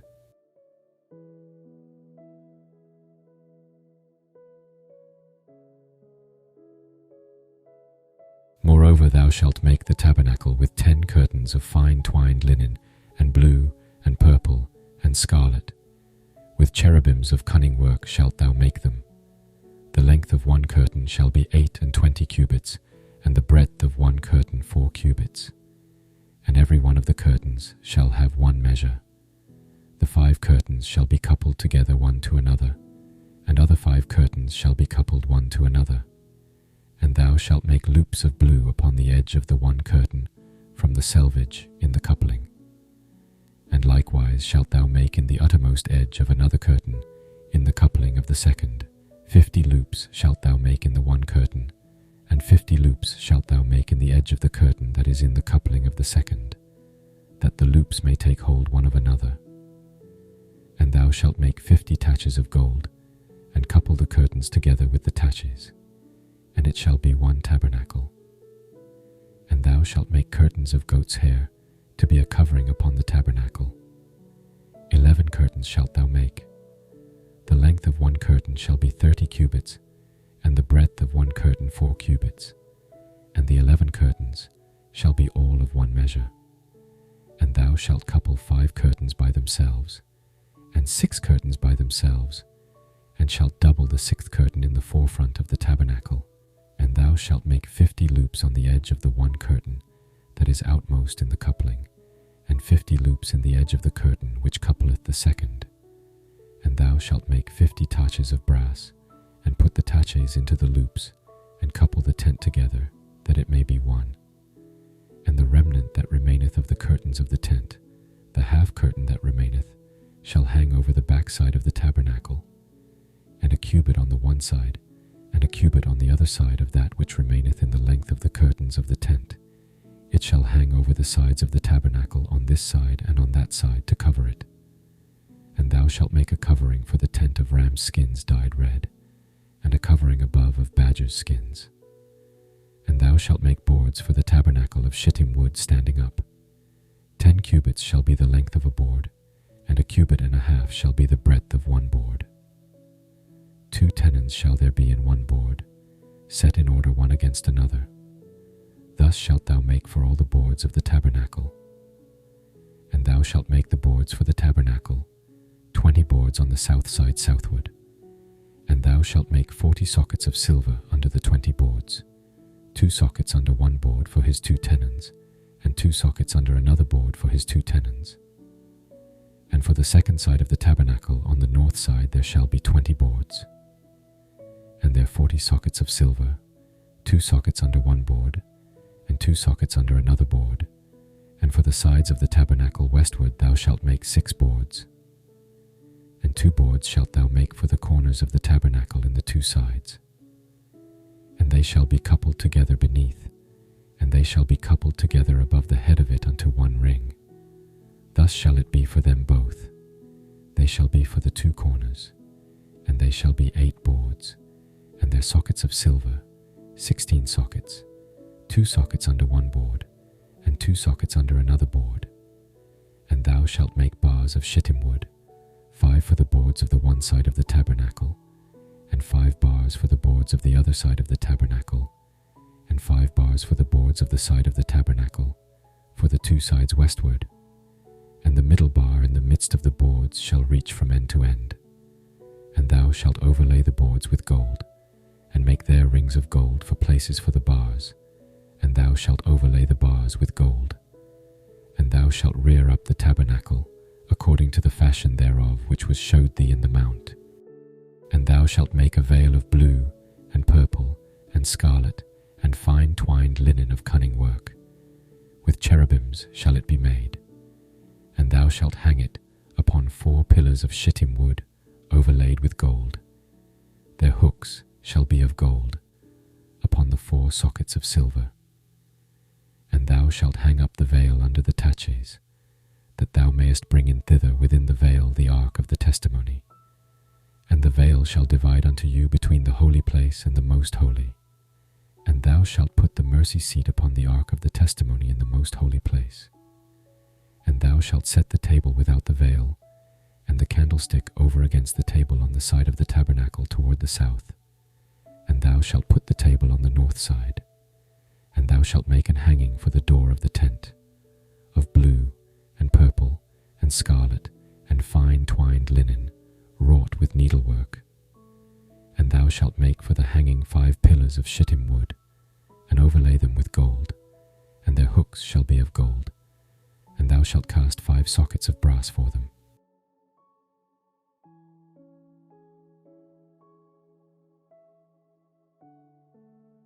And thou shalt make an altar of shittim wood, 5 cubits long, and 5 cubits broad. The altar shall be 4 square, and the height thereof shall be 3 cubits. And thou shalt make the horns of it upon the 4 corners thereof. His horns shall be of the same, and thou shalt overlay it with brass. And thou shalt make his pans to receive his ashes, and his shovels, and his basins, and his flesh hooks, and his fire pans. All the vessels thereof thou shalt make of brass. And thou shalt make for it a grate of network of brass. And upon the net shalt thou make 4 brazen rings in the 4 corners thereof. And thou shalt put it under the compass of the altar beneath, that the net may be even to the midst of the altar.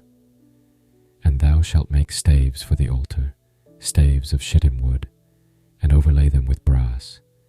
And the staves shall be put into the rings, and the staves shall be upon the 2 sides of the altar to bear it. Hollow with boards shalt thou make it, as it was showed thee in the mount, so shall they make it. And thou shalt make the court of the tabernacle. For the south side southward there shall be hangings for the court of fine twined linen, of 100 cubits long for one side. And the 20 pillars thereof and their 20 sockets shall be of brass. The hooks of the pillars and their fillets shall be of silver. And likewise for the north side in length there shall be hangings of 100 cubits long, and his 20 pillars and their 20 sockets of brass. The hooks of the pillars and their fillets of silver. And for the breadth of the court on the west side shall be hangings of 50 cubits, their pillars 10, and their sockets 10. And the breadth of the court on the east side eastward shall be 50 cubits. The hangings of one side of the gate shall be 15 cubits, their pillars 3, and their sockets 3. And on the other side shall be hangings 15 cubits, their pillars 3, and their sockets 3. And for the gate of the court shall be an hanging of 20 cubits, of blue, and purple, and scarlet, and fine twined linen, wrought with needlework. And their pillars shall be 4, and their sockets 4. All the pillars round about the court shall be filleted with silver, their hooks shall be of silver, and their sockets of brass. The length of the court shall be 100 cubits, and the breadth 50 everywhere, and the height 5 cubits of fine twined linen, and their sockets of brass. All the vessels of the tabernacle, in all the service thereof, and all the pins thereof, and all the pins of the court, shall be of brass. And thou shalt command the children of Israel, that they bring thee pure oil, olive beaten for the light, to cause the lamp to burn always.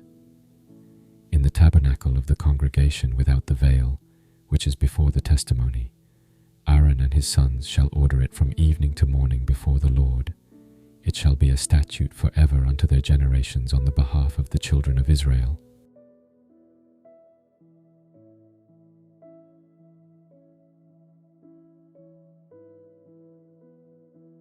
And take thou unto thee Aaron thy brother, and his sons with him, from among the children of Israel, that he may minister unto me in the priest's office, even Aaron, Nadab, and Abihu, Eleazar and Ithamar, Aaron's sons.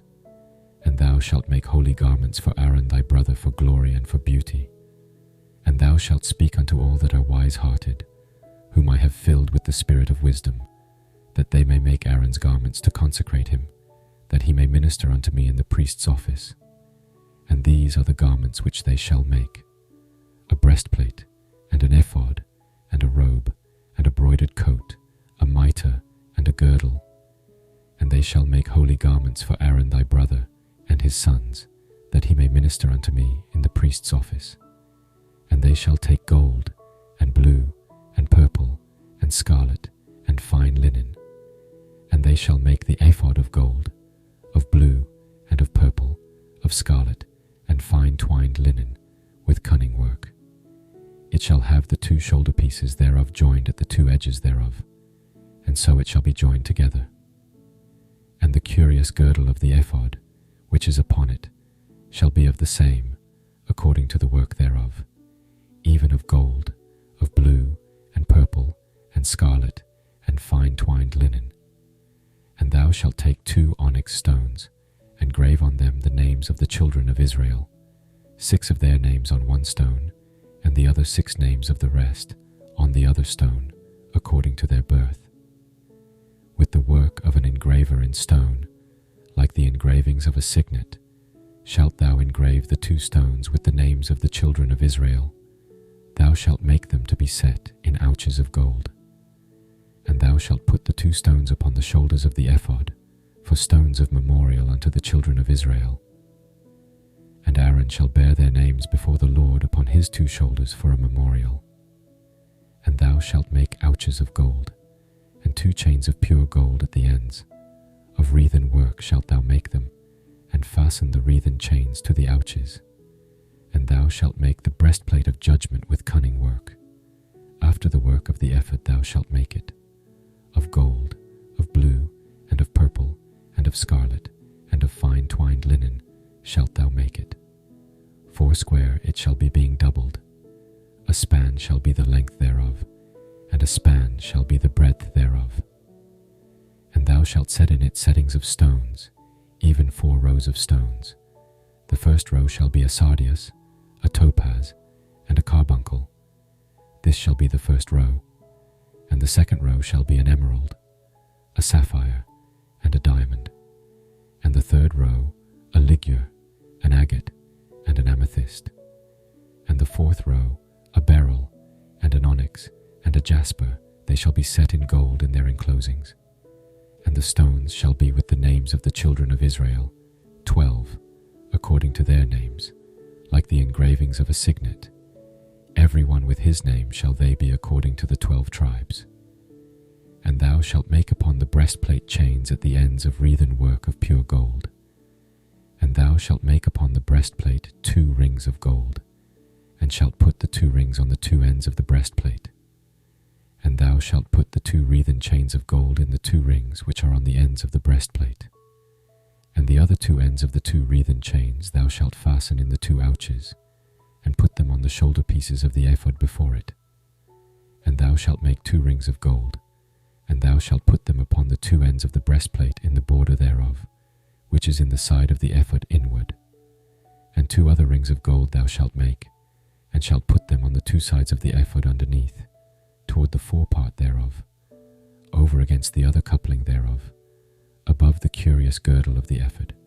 And they shall bind the breastplate by the rings thereof unto the rings of the ephod with a lace of blue, that it may be above the curious girdle of the ephod, and that the breastplate be not loosed from the ephod.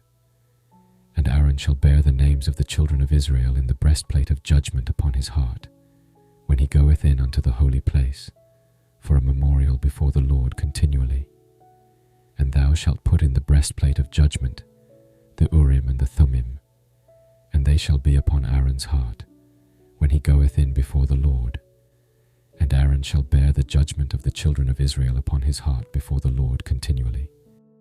And thou shalt make the robe of the ephod all of blue. And there shall be an hole in the top of it, in the midst thereof. It shall have a binding of woven work round about the whole of it, as it were the hole of an habergeon, that it be not rent. And beneath upon the hem of it thou shalt make pomegranates of blue, and of purple, and of scarlet, round about the hem thereof, and bells of gold between them round about, a golden bell and a pomegranate, a golden bell and a pomegranate, upon the hem of the robe round about.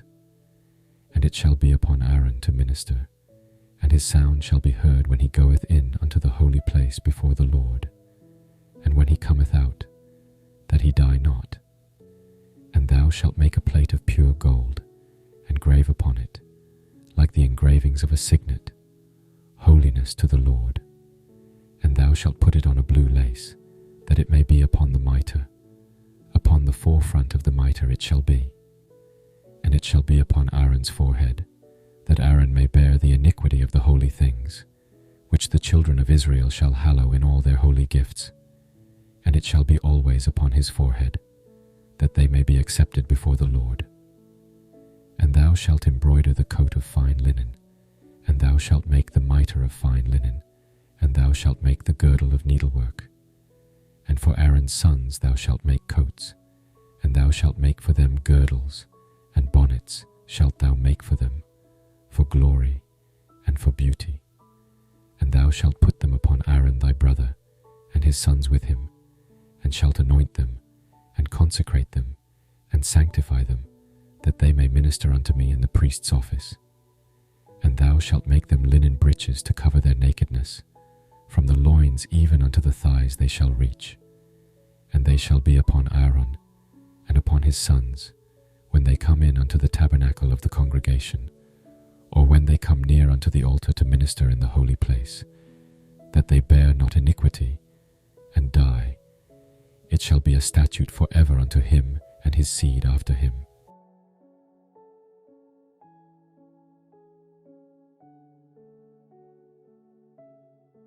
And this is the thing that thou shalt do unto them to hallow them, to minister unto me in the priest's office. Take 1 young bullock, and 2 rams without blemish, and unleavened bread, and cakes unleavened tempered with oil, and wafers unleavened anointed with oil. Of wheaten flour shalt thou make them, and thou shalt put them into 1 basket, and bring them in the basket, with the bullock and the 2 rams. And Aaron and his sons thou shalt bring unto the door of the tabernacle of the congregation, and shalt wash them with water. And thou shalt take the garments, and put upon Aaron the coat, and the robe of the ephod, and the breastplate, and gird him with the curious girdle of the ephod. And thou shalt put the mitre upon his head, and put the holy crown upon the mitre. Then shalt thou take the anointing oil, and pour it upon his head, and anoint him. And thou shalt bring his sons, and put coats upon them. And thou shalt gird them with girdles, Aaron and his sons, and put the bonnets on them. And the priest's office shall be theirs for a perpetual statute, and thou shalt consecrate Aaron and his sons. And thou shalt cause a bullock to be brought before the tabernacle of the congregation, and Aaron and his sons shall put their hands upon the head of the bullock. And thou shalt kill the bullock before the Lord, by the door of the tabernacle of the congregation. And thou shalt take of the blood of the bullock, and put it upon the horns of the altar with thy finger, and pour all the blood beside the bottom of the altar. And thou shalt take all the fat that covereth the inwards, and the caul that is above the liver, and the 2 kidneys, and the fat that is upon them, and burn them upon the altar. But the flesh of the bullock, and his skin, and his dung, shalt thou burn with fire without the camp. It is a sin offering. Thou shalt also take 1 ram, and Aaron and his sons shall put their hands upon the head of the ram. And thou shalt slay the ram, and thou shalt take his blood, and sprinkle it round about upon the altar. And thou shalt cut the ram in pieces, and wash the inwards of him, and his legs, and put them unto his pieces, and unto his head. And thou shalt burn the whole ram upon the altar. It is a burnt offering unto the Lord. It is a sweet savour, an offering made by fire unto the Lord. And thou shalt take the other ram, and Aaron and his sons shall put their hands upon the head of the ram. Then shalt thou kill the ram, and take of his blood, and put it upon the tip of the right ear of Aaron, and upon the tip of the right ear of his sons, and upon the thumb of their right hand, and upon the great toe of their right foot, and sprinkle the blood upon the altar round about. And thou shalt take of the blood that is upon the altar, and of the anointing oil, and sprinkle it upon Aaron, and upon his garments, and upon his sons, and upon the garments of his sons with him. And he shall be hallowed, and his garments, and his sons' garments with him. Also thou shalt take of the ram the fat and the rump, and the fat that covereth the inwards, and the caul above the liver, and the 2 kidneys, and the fat that is upon them, and the right shoulder, for it is a ram of consecration, and 1 loaf of bread, and 1 cake of oiled bread, and 1 wafer out of the basket of the unleavened bread that is before the Lord. And thou shalt put all in the hands of Aaron, and in the hands of his sons, and shalt wave them for a wave offering before the Lord. And thou shalt receive them of their hands, and burn them upon the altar for a burnt offering, for a sweet savour before the Lord. It is an offering made by fire unto the Lord. And thou shalt take the breast of the ram of Aaron's consecration, and wave it for a wave offering before the Lord. And it shall be thy part. And thou shalt sanctify the breast of the wave offering, and the shoulder of the heave offering, which is waved, and which is heaved up, of the ram of the consecration, even of that which is for Aaron, and of that which is for his sons. And it shall be Aaron's and his sons by a statute for ever from the children of Israel. For it is an heave offering, and it shall be an heave offering from the children of Israel of the sacrifice of their peace offerings, even the heave offering unto the Lord. And the holy garments of Aaron shall be his sons after him, to be anointed therein, and to be consecrated in them. And that son that is priest in his stead shall put them on 7 days, when he cometh into the tabernacle of the congregation to minister in the holy place. And thou shalt take the ram of the consecration, and seethe his flesh in the holy place. And Aaron and his sons shall eat the flesh of the ram, and the bread that is in the basket by the door of the tabernacle of the congregation. And they shall eat those things wherewith the atonement was made, to consecrate and to sanctify them. But a stranger shall not eat thereof, because they are holy. And if aught of the flesh of the consecrations, or of the bread, remain unto the morning, then thou shalt burn the remainder with fire. It shall not be eaten, because it is holy. And thus shalt thou do unto Aaron, and to his sons, according to all things which I have commanded thee. 7 days shalt thou consecrate them. And thou shalt offer every day a bullock for a sin offering for atonement. And thou shalt cleanse the altar, when thou hast made an atonement for it, and thou shalt anoint it, to sanctify it. 7 days thou shalt make an atonement for the altar, and sanctify it, and it shall be an altar most holy. Whatsoever toucheth the altar shall be holy. Now this is that which thou shalt offer upon the altar: 2 lambs of the first year, day by day continually. The 1 lamb thou shalt offer in the morning, and the other lamb thou shalt offer at even. And with the 1 lamb 1/10 deal of flour mingled with the 4th part of an hin of beaten oil, and the 4th part of an hin of wine for a drink offering. And the other lamb thou shalt offer at even, and shalt do thereto according to the meat offering of the morning, and according to the drink offering thereof, for a sweet savour, an offering made by fire unto the Lord. This shall be a continual burnt offering throughout your generations at the door of the tabernacle of the congregation before the Lord, where I will meet you, to speak there unto thee. And there I will meet with the children of Israel, and the tabernacle shall be sanctified by my glory. And I will sanctify the tabernacle of the congregation, and the altar. I will sanctify also both Aaron and his sons to minister to me in the priest's office, and I will dwell among the children of Israel, and will be their God. And they shall know that I am the Lord their God, that brought them forth out of the land of Egypt, that I may dwell among them. I am the Lord their God.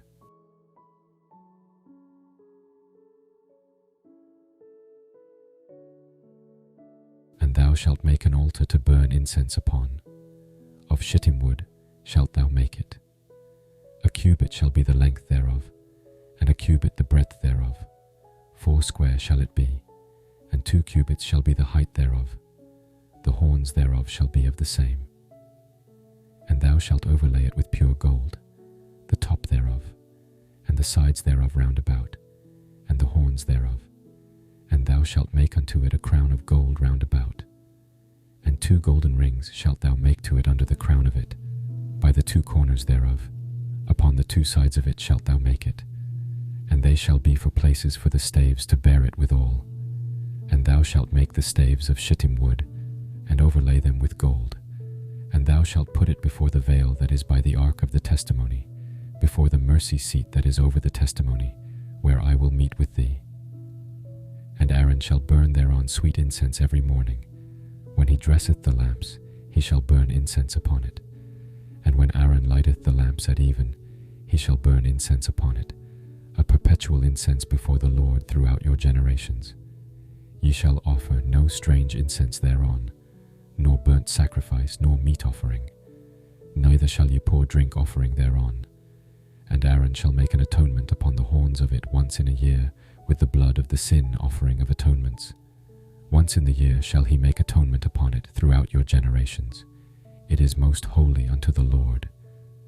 And the Lord spake unto Moses, saying, When thou takest the sum of the children of Israel after their number, then shall they give every man a ransom for his soul unto the Lord, when thou numberest them, that there be no plague among them, when thou numberest them. This they shall give, every one that passeth among them that are numbered, 1/2 shekel after the shekel of the sanctuary. A shekel is 20 gerahs. And 1/2 shekel shall be the offering of the Lord. Every one that passeth among them that are numbered, from 20 years old and above, shall give an offering unto the Lord. The rich shall not give more, and the poor shall not give less than 1/2 shekel, when they give an offering unto the Lord, to make an atonement for your souls. And thou shalt take the atonement money of the children of Israel, and shalt appoint it for the service of the tabernacle of the congregation, that it may be a memorial unto the children of Israel before the Lord, to make an atonement for your souls. And the Lord spake unto Moses, saying, Thou shalt also make a laver of brass, and his foot also of brass, to wash withal. And thou shalt put it between the tabernacle of the congregation and the altar, and thou shalt put water therein. For Aaron and his sons shall wash their hands and their feet thereat. When they go into the tabernacle of the congregation, they shall wash with water, that they die not, or when they come near to the altar to minister, to burn offering made by fire unto the Lord. So they shall wash their hands and their feet, that they die not. And it shall be a statute forever to them, even to him and to his seed throughout their generations. Moreover, the Lord spake unto Moses, saying, Take thou also unto thee principal spices, of pure myrrh 500 shekels, and of sweet cinnamon half so much, even 250 shekels, and of sweet calamus 250 shekels, and of cassia 500 shekels, after the shekel of the sanctuary, and of oil, olive, and hin. And thou shalt make it an oil of holy ointment, an ointment compound after the art of the apothecary. It shall be an holy anointing oil. And thou shalt anoint the tabernacle of the congregation therewith, and the ark of the testimony, and the table and all his vessels, and the candlestick and his vessels, and the altar of incense, and the altar of burnt offering with all his vessels, and the laver and his foot. And thou shalt sanctify them, that they may be most holy. Whatsoever toucheth them shall be holy. And thou shalt anoint Aaron and his sons, and consecrate them, that they may minister unto me in the priest's office. And thou shalt speak unto the children of Israel, saying, This shall be an holy anointing oil unto me throughout your generations. Upon man's flesh shall it not be poured, neither shall ye make any other like it. After the composition of it, it is holy, and it shall be holy unto you. Whosoever compoundeth any like it, or whosoever putteth any of it upon a stranger, shall even be cut off from his people. And the Lord said unto Moses, Take unto thee sweet spices, stacte, and onycha, and galbanum, these sweet spices with pure frankincense. Of each shall there be a like weight. And thou shalt make it a perfume, a confection after the art of the apothecary, tempered together, pure and holy. And thou shalt beat some of it very small, and put of it before the testimony in the tabernacle of the congregation, where I will meet with thee. It shall be unto you most holy. And as for the perfume which thou shalt make, ye shall not make to yourselves according to the composition thereof. It shall be unto thee holy for the Lord. Whosoever shall make like unto that, to smell thereto, shall even be cut off from his people.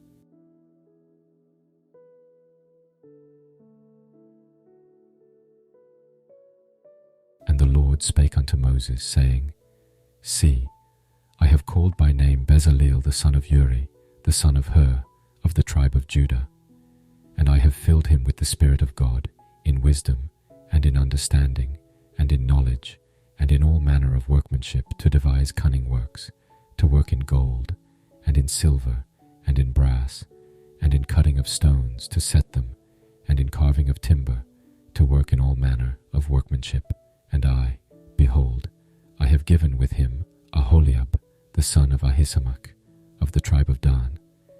And in the hearts of all that are wise-hearted I have put wisdom, that they may make all that I have commanded thee, the tabernacle of the congregation, and the ark of the testimony, and the mercy seat that is thereupon, and all the furniture of the tabernacle, and the table and his furniture, and the pure candlestick with all his furniture, and the altar of incense, and the altar of burnt offering with all his furniture, and the laver and his foot, and the cloths of service, and the holy garments for Aaron the priest, and the garments of his sons, to minister in the priest's office, and the anointing oil, and sweet incense for the holy place, according to all that I have commanded thee shall they do. And the Lord spake unto Moses, saying, Speak thou also unto the children of Israel, saying, Verily my Sabbaths ye shall keep, for it is a sign between me and you throughout your generations, that ye may know that I am the Lord that doth sanctify you. Ye shall keep the Sabbath therefore, for it is holy unto you. Every one that defileth it shall surely be put to death. For whosoever doeth any work therein, that soul shall be cut off from among his people. 6 days may work be done, but in the 7th is the Sabbath of rest, holy to the Lord. Whosoever doeth any work in the Sabbath day, he shall surely be put to death. Wherefore the children of Israel shall keep the Sabbath, to observe the Sabbath throughout their generations, for a perpetual covenant. It is a sign between me and the children of Israel forever. For in 6 days the Lord made heaven and earth, and on the 7th day he rested, and was refreshed. And he gave unto Moses, when he had made an end of communing with him upon Mount Sinai, 2 tables of testimony, tables of stone, written with the finger of God.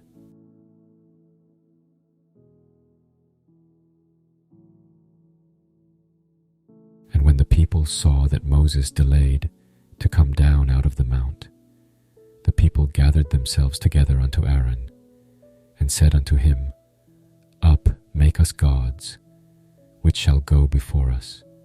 For as for this Moses, the man that brought us up out of the land of Egypt, we wot not what is become of him.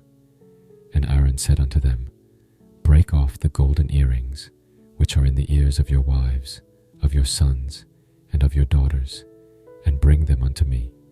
And all the people brake off the golden earrings which were in their ears, and brought them unto Aaron. And he received them at their hand, and fashioned it with a graving tool, after he had made it a molten calf, and they said, These be thy gods, O Israel, which brought thee up out of the land of Egypt. And when Aaron saw it, he built an altar before it, and Aaron made proclamation and said, Tomorrow is a feast to the Lord. And they rose up early on the morrow, and offered burnt offerings, and brought peace offerings. And the people sat down to eat and to drink, and rose up to play.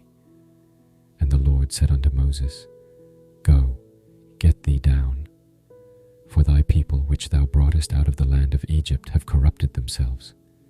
They have turned aside quickly out of the way which I commanded them. They have made them a molten calf, and have worshipped it, and have sacrificed thereunto, and said, These be thy gods, O Israel, which have brought thee up out of the land of Egypt.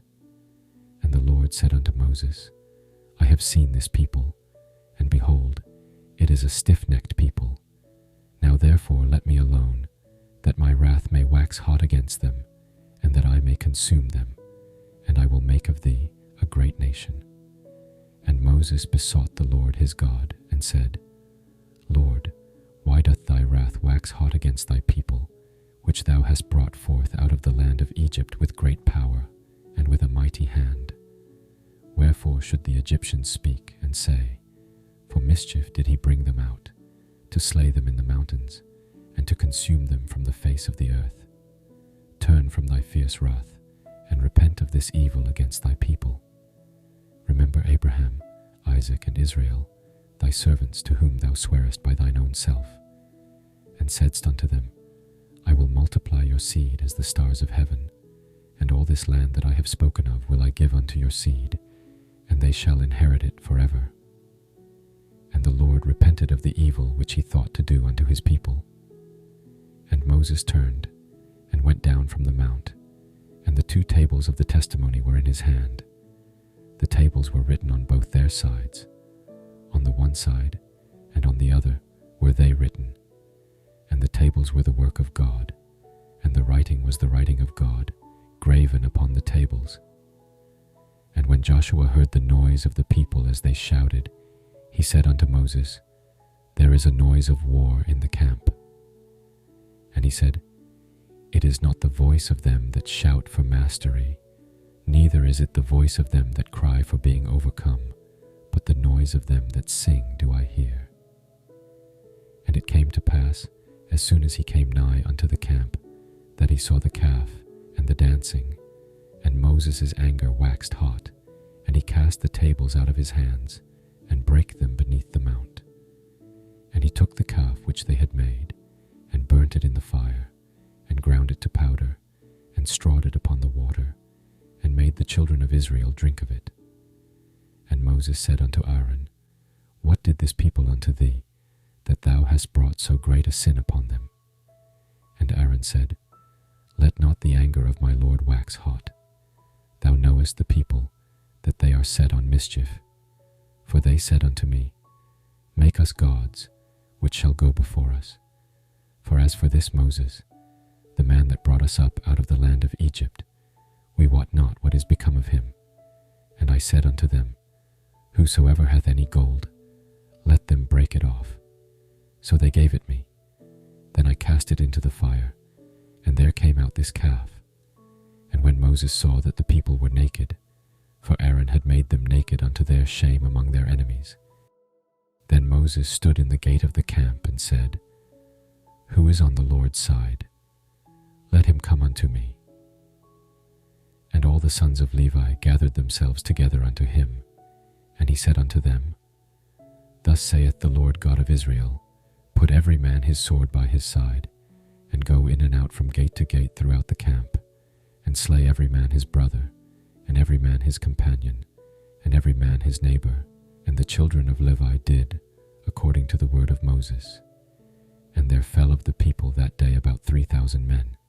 For Moses had said, Consecrate yourselves today to the Lord, even every man upon his son, and upon his brother, that he may bestow upon you a blessing this day.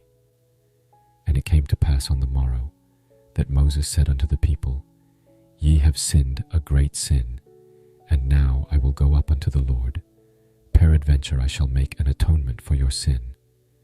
And Moses returned unto the Lord and said, Oh, this people have sinned a great sin, and have made them gods of gold. Yet now, if thou wilt forgive their sin, and if not, blot me, I pray thee, out of thy book which thou hast written. And the Lord said unto Moses, Whosoever hath sinned against me, him will I blot out of my book. Therefore now go, lead the people unto the place of which I have spoken unto thee. Behold, mine angel shall go before thee. Nevertheless, in the day when I will visit their sin upon them. And the Lord plagued the people, because they made the calf which Aaron made.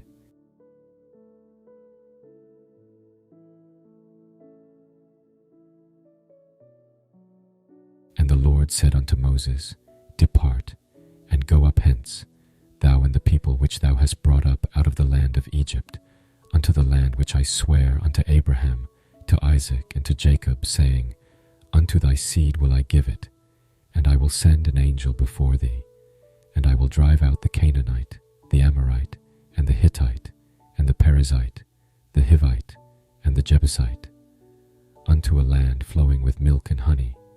For I will not go up in the midst of thee, for thou art a stiff-necked people, lest I consume thee in the way. And when the people heard these evil tidings, they mourned, and no man did put on him his ornaments. For the Lord had said unto Moses, Say unto the children of Israel, Ye are a stiff-necked people. I will come up into the midst of thee in a moment, and consume thee. Therefore now put off thy ornaments from thee, that I may know what to do unto thee. And the children of Israel stripped themselves of their ornaments by the Mount Horeb. And Moses took the tabernacle, and pitched it without the camp, afar off from the camp, and called it the tabernacle of the congregation. And it came to pass that every one which sought the Lord went out unto the tabernacle of the congregation, which was without the camp. And it came to pass, when Moses went out unto the tabernacle, that all the people rose up and stood every man at his tent door, and looked after Moses, until he was gone into the tabernacle. And it came to pass, as Moses entered into the tabernacle, the cloudy pillar descended, and stood at the door of the tabernacle, and the Lord talked with Moses. And all the people saw the cloudy pillar stand at the tabernacle door, and all the people rose up and worshipped, every man in his tent door. And the Lord spake unto Moses face to face, as a man speaketh unto his friend. And he turned again into the camp, but his servant Joshua, the son of Nun, a young man, departed not out of the tabernacle. And Moses said unto the Lord, See, thou sayest unto me, Bring up this people, and thou hast not let me know whom thou wilt send with me. Yet thou hast said, I know thee by name, and thou hast also found grace in my sight. Now therefore, I pray thee, if I have found grace in thy sight, show me now thy way, that I may know thee, that I may find grace in thy sight. And consider that this nation is thy people. And he said, My presence shall go with thee, and I will give thee rest. And he said unto him, If thy presence go not with me, carry us not up hence. For wherein shall it be known here, that I and thy people have found grace in thy sight? Is it not in that thou goest with us? So shall we be separated, I and thy people, from all the people that are upon the face of the earth. And the Lord said unto Moses, I will do this thing also that thou hast spoken, for thou hast found grace in my sight, and I know thee by name. And he said, I beseech thee, show me thy glory. And he said, I will make all my goodness pass before thee, and I will proclaim the name of the Lord before thee, and will be gracious to whom I will be gracious, and will show mercy on whom I will show mercy. And he said, Thou canst not see my face, for there shall no man see me, and live. And the Lord said, Behold, there is a place by me, and thou shalt stand upon a rock. And it shall come to pass, while my glory passeth by, that I will put thee in a cleft of the rock, and will cover thee with my hand while I pass by. And I will take away mine hand, and thou shalt see my back parts, but my face shall not be seen.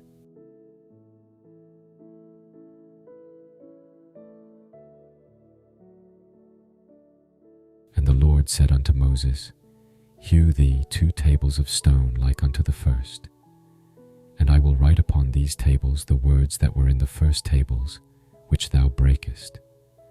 And be ready in the morning, and come up in the morning unto Mount Sinai, and present thyself there to me in the top of the mount. And no man shall come up with thee, neither let any man be seen throughout all the mount, neither let the flocks nor herds feed before that mount. And he hewed 2 tables of stone like unto the first. And Moses rose up early in the morning, and went up unto Mount Sinai, as the Lord had commanded him, and took in his hand the 2 tables of stone. And the Lord descended in the cloud, and stood with him there, and proclaimed the name of the Lord.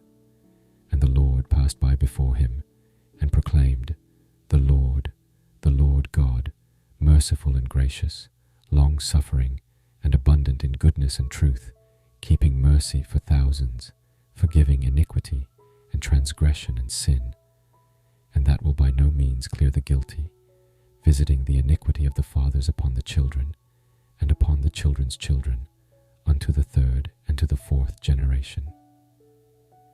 And Moses made haste, and bowed his head toward the earth, and worshipped. And he said, If now I have found grace in thy sight, O Lord, let my Lord, I pray thee, go among us, for it is a stiff-necked people, and pardon our iniquity and our sin, and take us for thine inheritance. And he said, Behold, I make a covenant. Before all thy people I will do marvels, such as have not been done in all the earth, nor in any nation. And all the people among which thou art shall see the work of the Lord, for it is a terrible thing that I will do with thee. Observe thou that which I command thee this day. Behold, I drive out before thee the Amorite, and the Canaanite, and the Hittite, and the Perizzite, and the Hivite, and the Jebusite. Take heed to thyself, lest thou make a covenant with the inhabitants of the land whither thou goest, lest it be for a snare in the midst of thee. But ye shall destroy their altars, break their images, and cut down their groves. For thou shalt worship no other God, for the Lord, whose name is jealous, is a jealous God. Lest thou make a covenant with the inhabitants of the land, and they go a-whoring after their gods, and do sacrifice unto their gods, and one call thee, and thou eat of his sacrifice.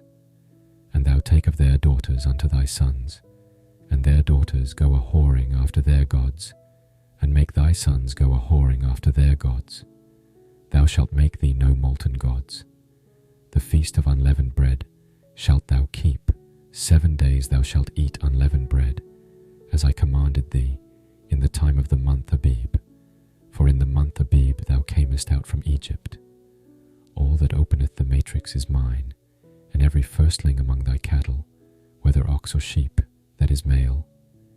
But the firstling of an ass thou shalt redeem with a lamb, and if thou redeem him not, then shalt thou break his neck. All the firstborn of thy sons thou shalt redeem, and none shall appear before me empty. 6 days thou shalt work, but on the 7th day thou shalt rest. In earing time and in harvest thou shalt rest. And thou shalt observe the feast of weeks, of the first fruits of wheat harvest, and the feast of ingathering at the year's end. Thrice in the year shall all your men-children appear before the Lord God, the God of Israel. For I will cast out the nations before thee, and enlarge thy borders. Neither shall any man desire thy land, when thou shalt go up to appear before the Lord thy God thrice in the year. Thou shalt not offer the blood of my sacrifice with leaven, neither shall the sacrifice of the feast of the Passover be left unto the morning. The first of the first fruits of thy land thou shalt bring unto the house of the Lord thy God. Thou shalt not see the kid in his mother's milk. And the Lord said unto Moses, Write thou these words, For after the tenor of these words I have made a covenant with thee and with Israel. And he was there with the Lord 40 days and 40 nights. He did neither eat bread nor drink water. And he wrote upon the tables the words of the covenant, the 10 commandments. And it came to pass, when Moses came down from Mount Sinai, with the 2 tables of testimony in Moses' hand, when he came down from the mount, that Moses wist not that the skin of his face shone while he talked with him. And when Aaron and all the children of Israel saw Moses, behold, the skin of his face shone, and they were afraid to come nigh him. And Moses called unto them, and Aaron and all the rulers of the congregation returned unto him. And Moses talked with them. And afterward all the children of Israel came nigh, and he gave them in commandment all that the Lord had spoken with him in Mount Sinai. Until Moses had done speaking with them, he put a veil on his face. But when Moses went in before the Lord to speak with him, he took the veil off, until he came out. And he came out and spake unto the children of Israel that which he was commanded. And the children of Israel saw the face of Moses, that the skin of Moses' face shone. And Moses put the veil upon his face again, until he went in to speak with him.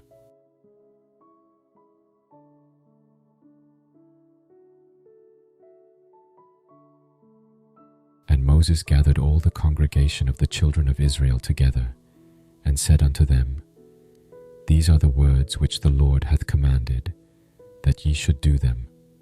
6 days shall work be done, but on the 7th day there shall be to you an holy day, a Sabbath of rest to the Lord. Whosoever doeth work therein shall be put to death. Ye shall kindle no fire throughout your habitations upon the Sabbath day. And Moses spake unto all the congregation of the children of Israel, saying, This is the thing which the Lord commanded, saying, Take ye from among you an offering unto the Lord. Whosoever is of a willing heart, let him bring it, an offering of the Lord. Gold, and silver, and brass, and blue, and purple, and scarlet, and fine linen, and goat's hair, and ram's skins dyed red, and badger's skins, and shittim wood, and oil for the light, and spices for anointing oil, and for the sweet incense, and onyx stones, and stones to be set for the ephod, and for the breastplate.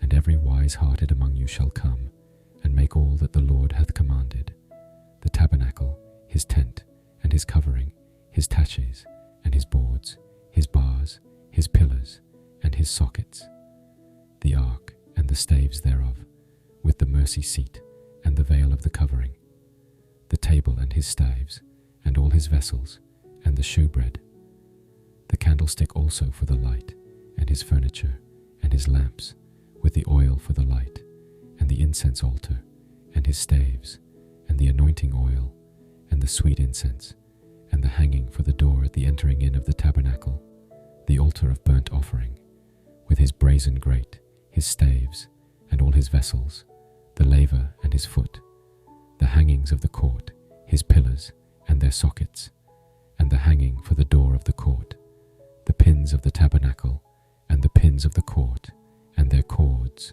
the cloths of service, to do service in the holy place, the holy garments for Aaron the priest, and the garments of his sons, to minister in the priest's office. And all the congregation of the children of Israel departed from the presence of Moses. And they came, every one whose heart stirred him up, and every one whom his spirit made willing, and they brought the Lord's offering to the work of the tabernacle of the congregation, and for all his service, and for the holy garments. And they came, both men and women, as many as were willing-hearted, and brought bracelets, and earrings, and rings, and tablets, all jewels of gold. And every man that offered an offering of gold unto the Lord. And every man, with whom was found blue, and purple, and scarlet, and fine linen, and goat's hair, and red skins of rams, and badgers' skins, brought them. Every one that did offer an offering of silver and brass brought the Lord's offering. And every man, with whom was found shittim wood for any work of the service, brought it. And all the women that were wise-hearted did spin with their hands, and brought that which they had spun, both of blue, and of purple, and of scarlet, and of fine linen. And all the women whose heart stirred them up in wisdom spun goat's hair. And the rulers brought onyx stones, and stones to be set, for the ephod, and for the breastplate, and spice, and oil for the light, and for the anointing oil, and for the sweet incense. The children of Israel brought a willing offering unto the Lord, every man and woman, whose heart made them willing to bring for all manner of work, which the Lord had commanded to be made by the hand of Moses. And Moses said unto the children of Israel, See, the Lord hath called by name Bezaleel, the son of Uri, the son of Hur, of the tribe of Judah.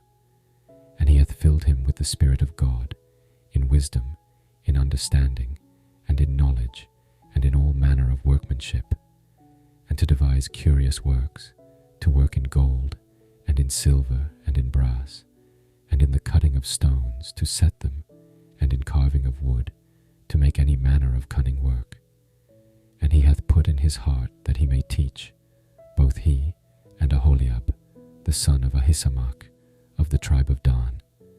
Them hath he filled with wisdom of heart, to work all manner of work, of the engraver, and of the cunning workman, and of the embroiderer, in blue, and in purple, in scarlet, and in fine linen, and of the weaver, even of them that do any work, and of those that devise cunning work.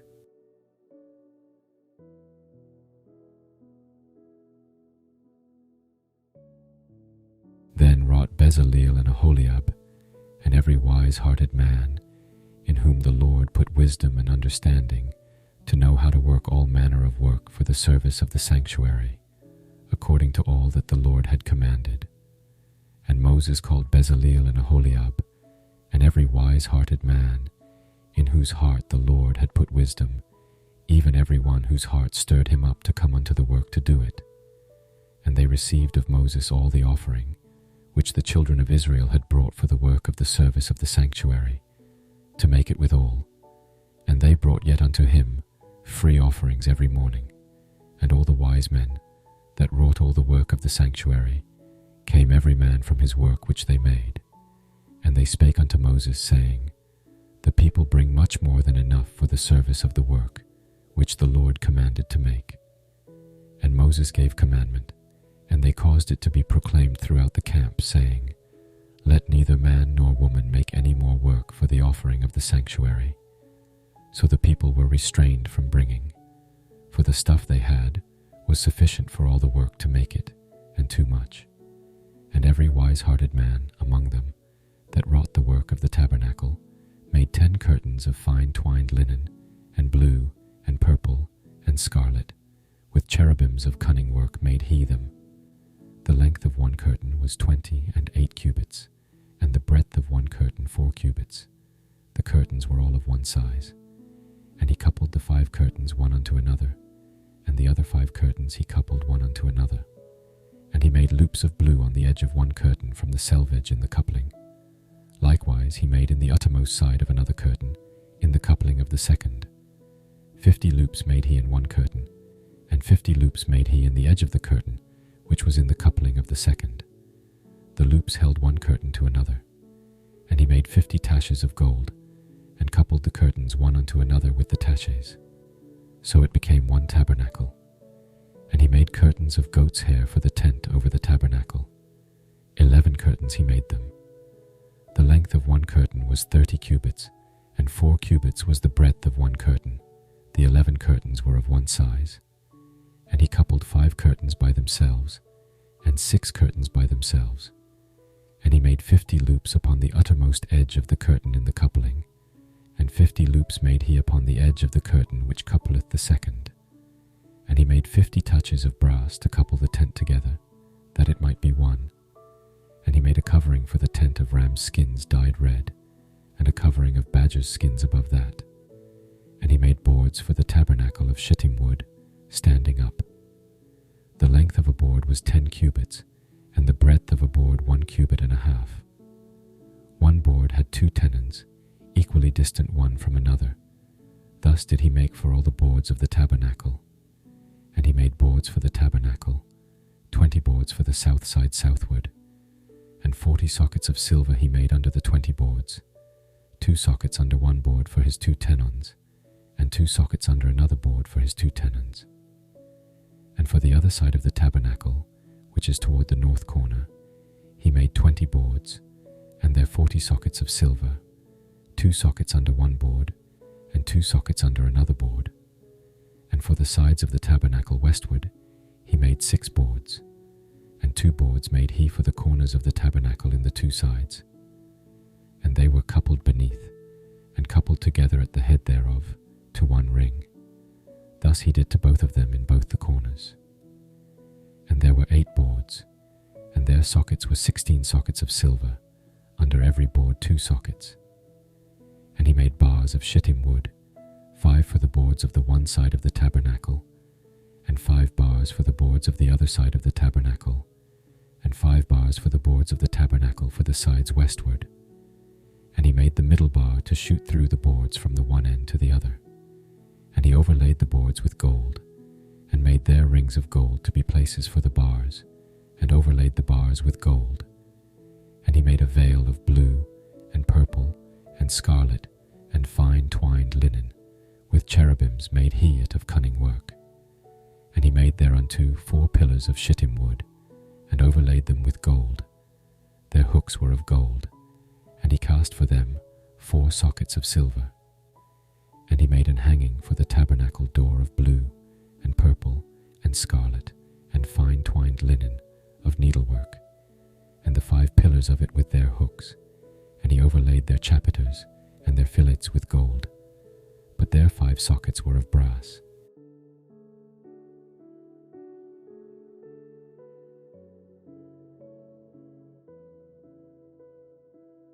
And Bezaleel made the ark of shittim wood. 2 cubits and a half was the length of it, and 1 cubit and a half the breadth of it, and 1 cubit and a half the height of it.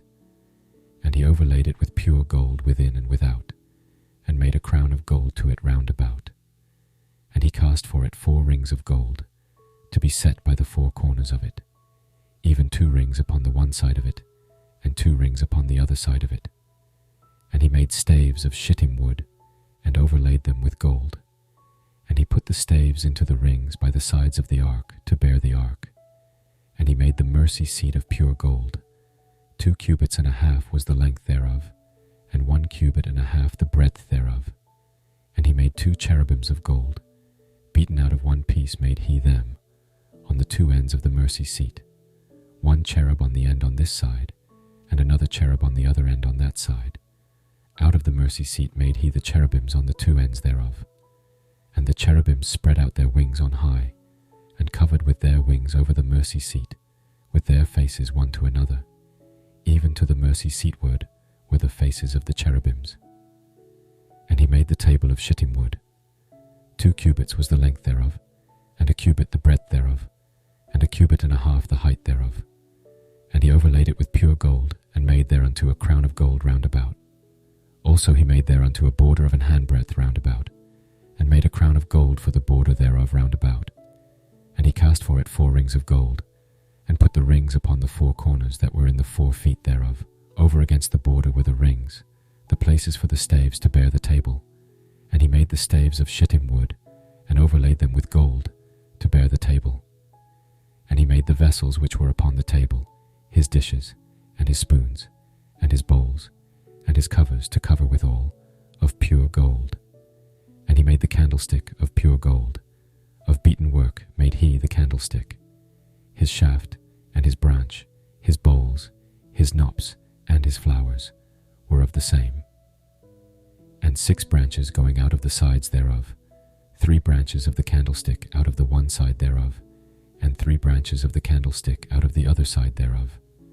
3 bowls made after the fashion of almonds in one branch, a knop and a flower, and 3 bowls made like almonds in another branch, a knop and a flower, so throughout the 6 branches going out of the candlestick. And in the candlestick were 4 bowls made like almonds, his knops, and his flowers. And a knop unto 2 branches of the same, and a knop unto 2 branches of the same, and a knop under 2 branches of the same, according to the 6 branches going out of it. Their knops and their branches were of the same. All of it was one beaten work of pure gold. And he made his 7 lamps, and his snuffers, and his snuff dishes, of pure gold. Of a talent of pure gold made he it, and all the vessels thereof. And he made the incense altar of shittim wood. The length of it was a cubit, and the breadth of it a cubit. It was 4 square, and 2 cubits was the height of it. The horns thereof were of the same. And he overlaid it with pure gold, both the top of it, and the sides thereof round about, and the horns of it. Also he made unto it a crown of gold round about. And he made 2 rings of gold for it under the crown thereof, by the 2 corners of it, upon the 2 sides thereof, to be places for the staves to bear it withal. And he made the staves of shittim wood, and overlaid them with gold. And he made the holy anointing oil, and the pure incense of sweet spices, according to the work of the apothecary.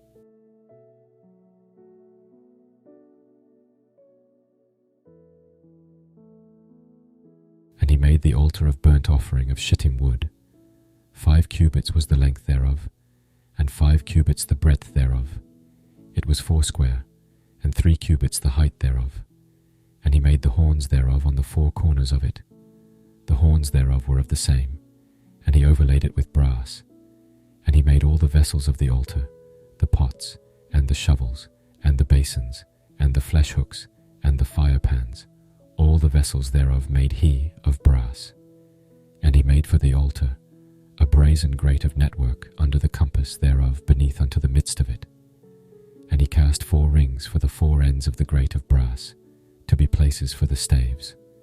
And he made the staves of shittim wood, and overlaid them with brass. And he put the staves into the rings on the sides of the altar, to bear it withal. He made the altar hollow with boards. And he made the laver of brass, and the foot of it of brass, of the looking glasses of the women assembling, which assembled at the door of the tabernacle of the congregation. And he made the court.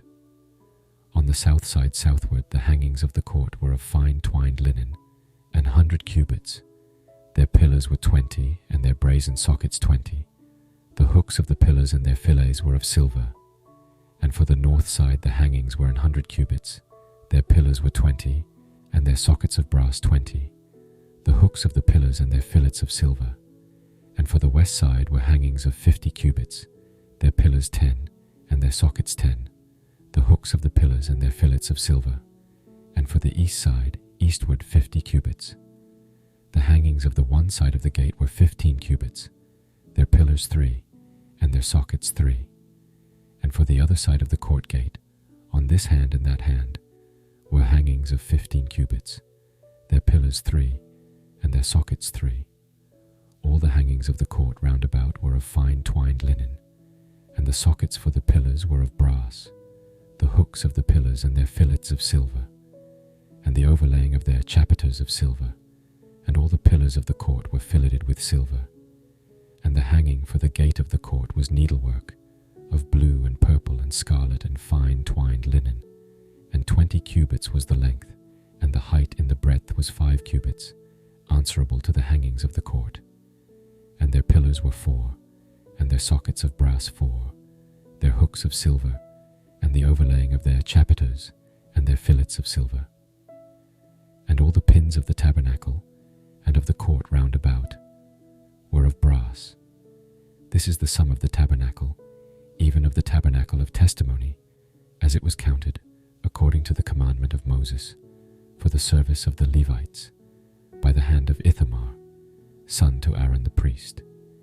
And Bezaleel the son Uri, the son of Hur, of the tribe of Judah, made all that the Lord commanded Moses. And with him was Aholiab, son of Ahisamach, of the tribe of Dan, an engraver and a cunning workman, and an embroiderer in blue, and in purple, and in scarlet, and fine linen. All the gold that was occupied for the work in all the work of the holy place, even the gold of the offering, was 29 talents, and 730 shekels, after the shekel of the sanctuary.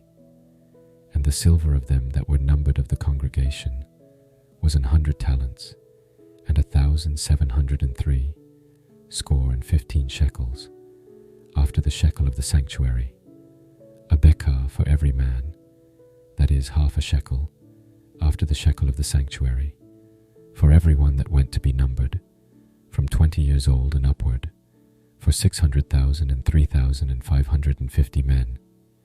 And of the 100 talents of silver were cast the sockets of the sanctuary, and the sockets of the veil, and 100 sockets of the 100 talents, a talent for a socket. And of the 1,775 shekels he made hooks for the pillars, and overlaid their chapiters, and filleted them. And the brass of the offering was 70 talents, and 2,400 shekels. And therewith he made the sockets to the door of the tabernacle of the congregation, and the brazen altar, and the brazen grate for it, and all the vessels of the altar, and the sockets of the court round about, and the sockets of the court gate, and all the pins of the tabernacle, and all the pins of the court round about.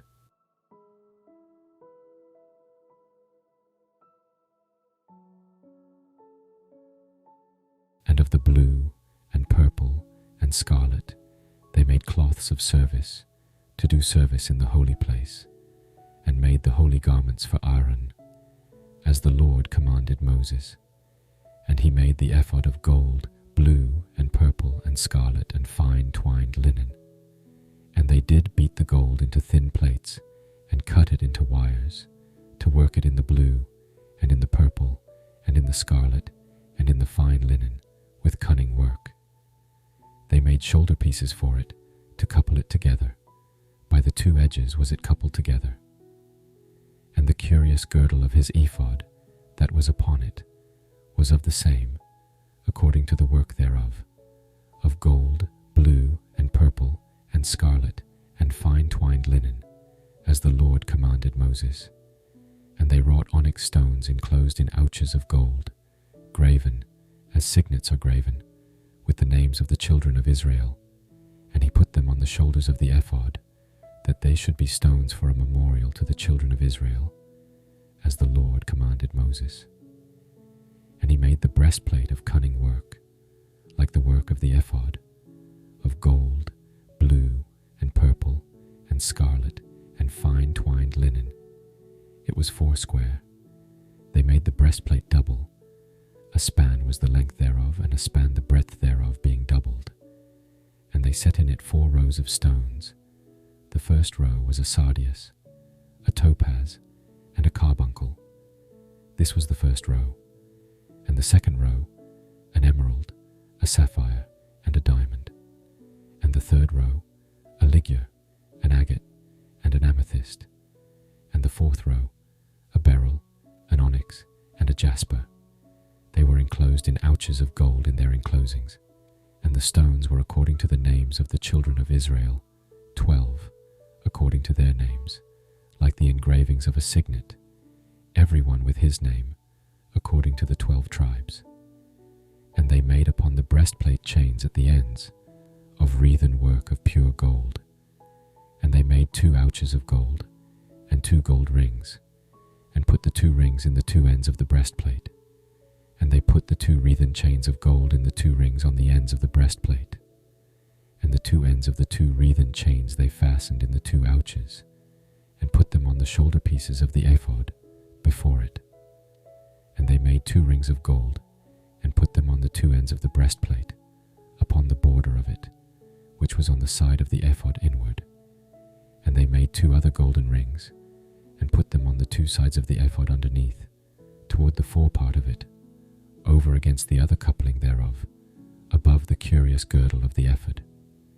And they did bind the breastplate by his rings unto the rings of the ephod, with a lace of blue, that it might be above the curious girdle of the ephod, and that the breastplate might not be loosed from the ephod, as the Lord commanded Moses.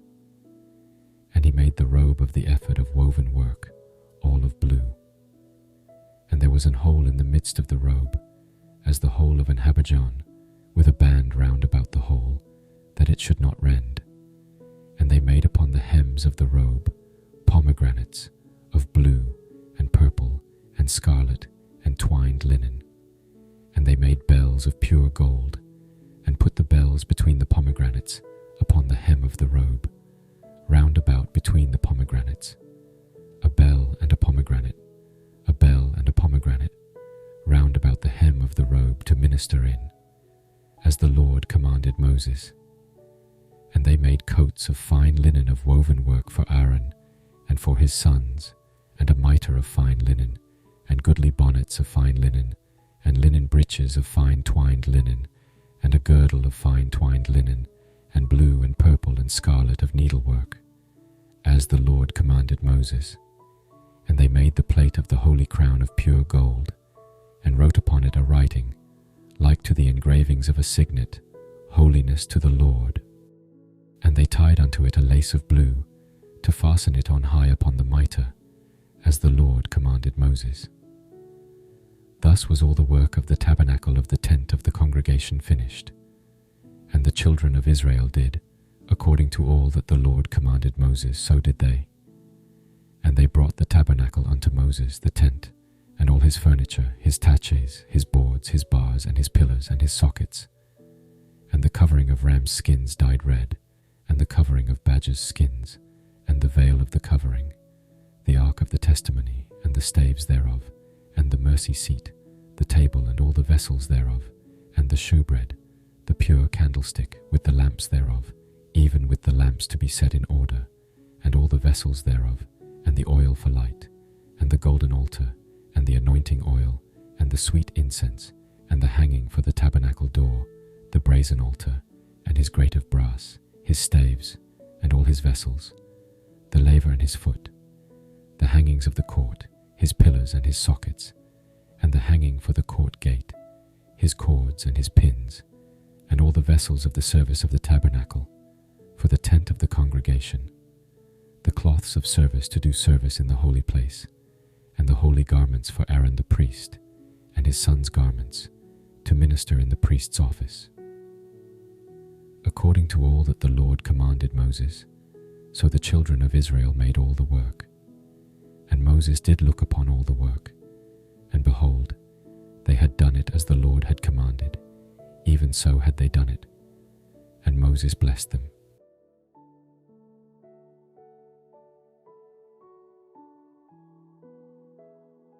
And the Lord spake unto Moses, saying, On the first day of the first month shalt thou set up the tabernacle of the tent of the congregation, and thou shalt put therein the ark of the testimony, and cover the ark with the veil, and thou shalt bring in the table, and set in order the things that are to be set in order upon it, and thou shalt bring in the candlestick, and light the lamps thereof, and thou shalt set the altar of gold for the incense before the ark of the testimony, and put the hanging of the door to the tabernacle.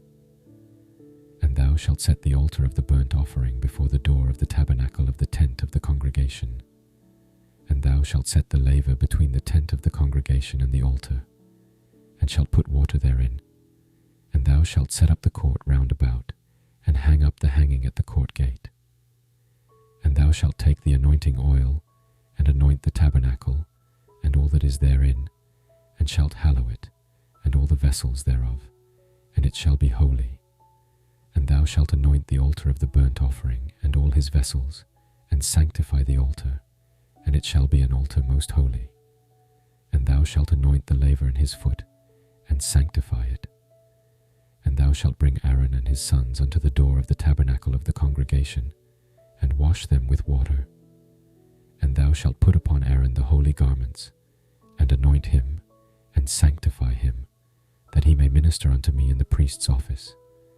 And thou shalt bring his sons, and clothe them with coats, and thou shalt anoint them, as thou didst anoint their father, that they may minister unto me in the priest's office. For their anointing shall surely be an everlasting priesthood throughout their generations. Thus did Moses, according to all that the Lord commanded him, so did he. And it came to pass in the first month in the second year, on the first day of the month, that the tabernacle was reared up. And Moses reared up the tabernacle, and fastened his sockets, and set up the boards thereof, and put in the bars thereof, and reared up his pillars. And he spread abroad the tent over the tabernacle, and put the covering of the tent above upon it, as the Lord commanded Moses. And he took and put the testimony into the ark, and set the staves on the ark, and put the mercy seat above upon the ark. And he brought the ark into the tabernacle, and set up the veil of the covering, and covered the ark of the testimony, as the Lord commanded Moses. And he put the table in the tent of the congregation, upon the side of the tabernacle northward, without the veil. And he set the bread in order upon it before the Lord, as the Lord had commanded Moses. And he put the candlestick in the tent of the congregation, over against the table, on the side of the tabernacle southward. And he lighted the lamps before the Lord, as the Lord commanded Moses. And he put the golden altar in the tent of the congregation before the veil, and he burnt sweet incense thereon, as the Lord commanded Moses. And he set up the hanging at the door of the tabernacle. And he put the altar of burnt offering by the door of the tabernacle of the tent of the congregation, and offered upon it the burnt offering and the meat offering, as the Lord commanded Moses. And he set the laver between the tent of the congregation and the altar, and put water there to wash withal. And Moses and Aaron and his sons washed their hands and their feet thereat, when they went into the tent of the congregation, and when they came near unto the altar, they washed, as the Lord commanded Moses. And he reared up the court round about the tabernacle and the altar, and set up the hanging of the court gate. So Moses finished the work. Then a cloud covered the tent of the congregation, and the glory of the Lord filled the tabernacle. And Moses was not able to enter into the tent of the congregation, because the cloud abode thereon, and the glory of the Lord filled the tabernacle. And when the cloud was taken up from over the tabernacle, the children of Israel went onward in all their journeys. But if the cloud were not taken up, then they journeyed not till the day that it was taken up. For the cloud of the Lord was upon the tabernacle by day, and fire was on it by night, in the sight of all the house of Israel, throughout all their journeys.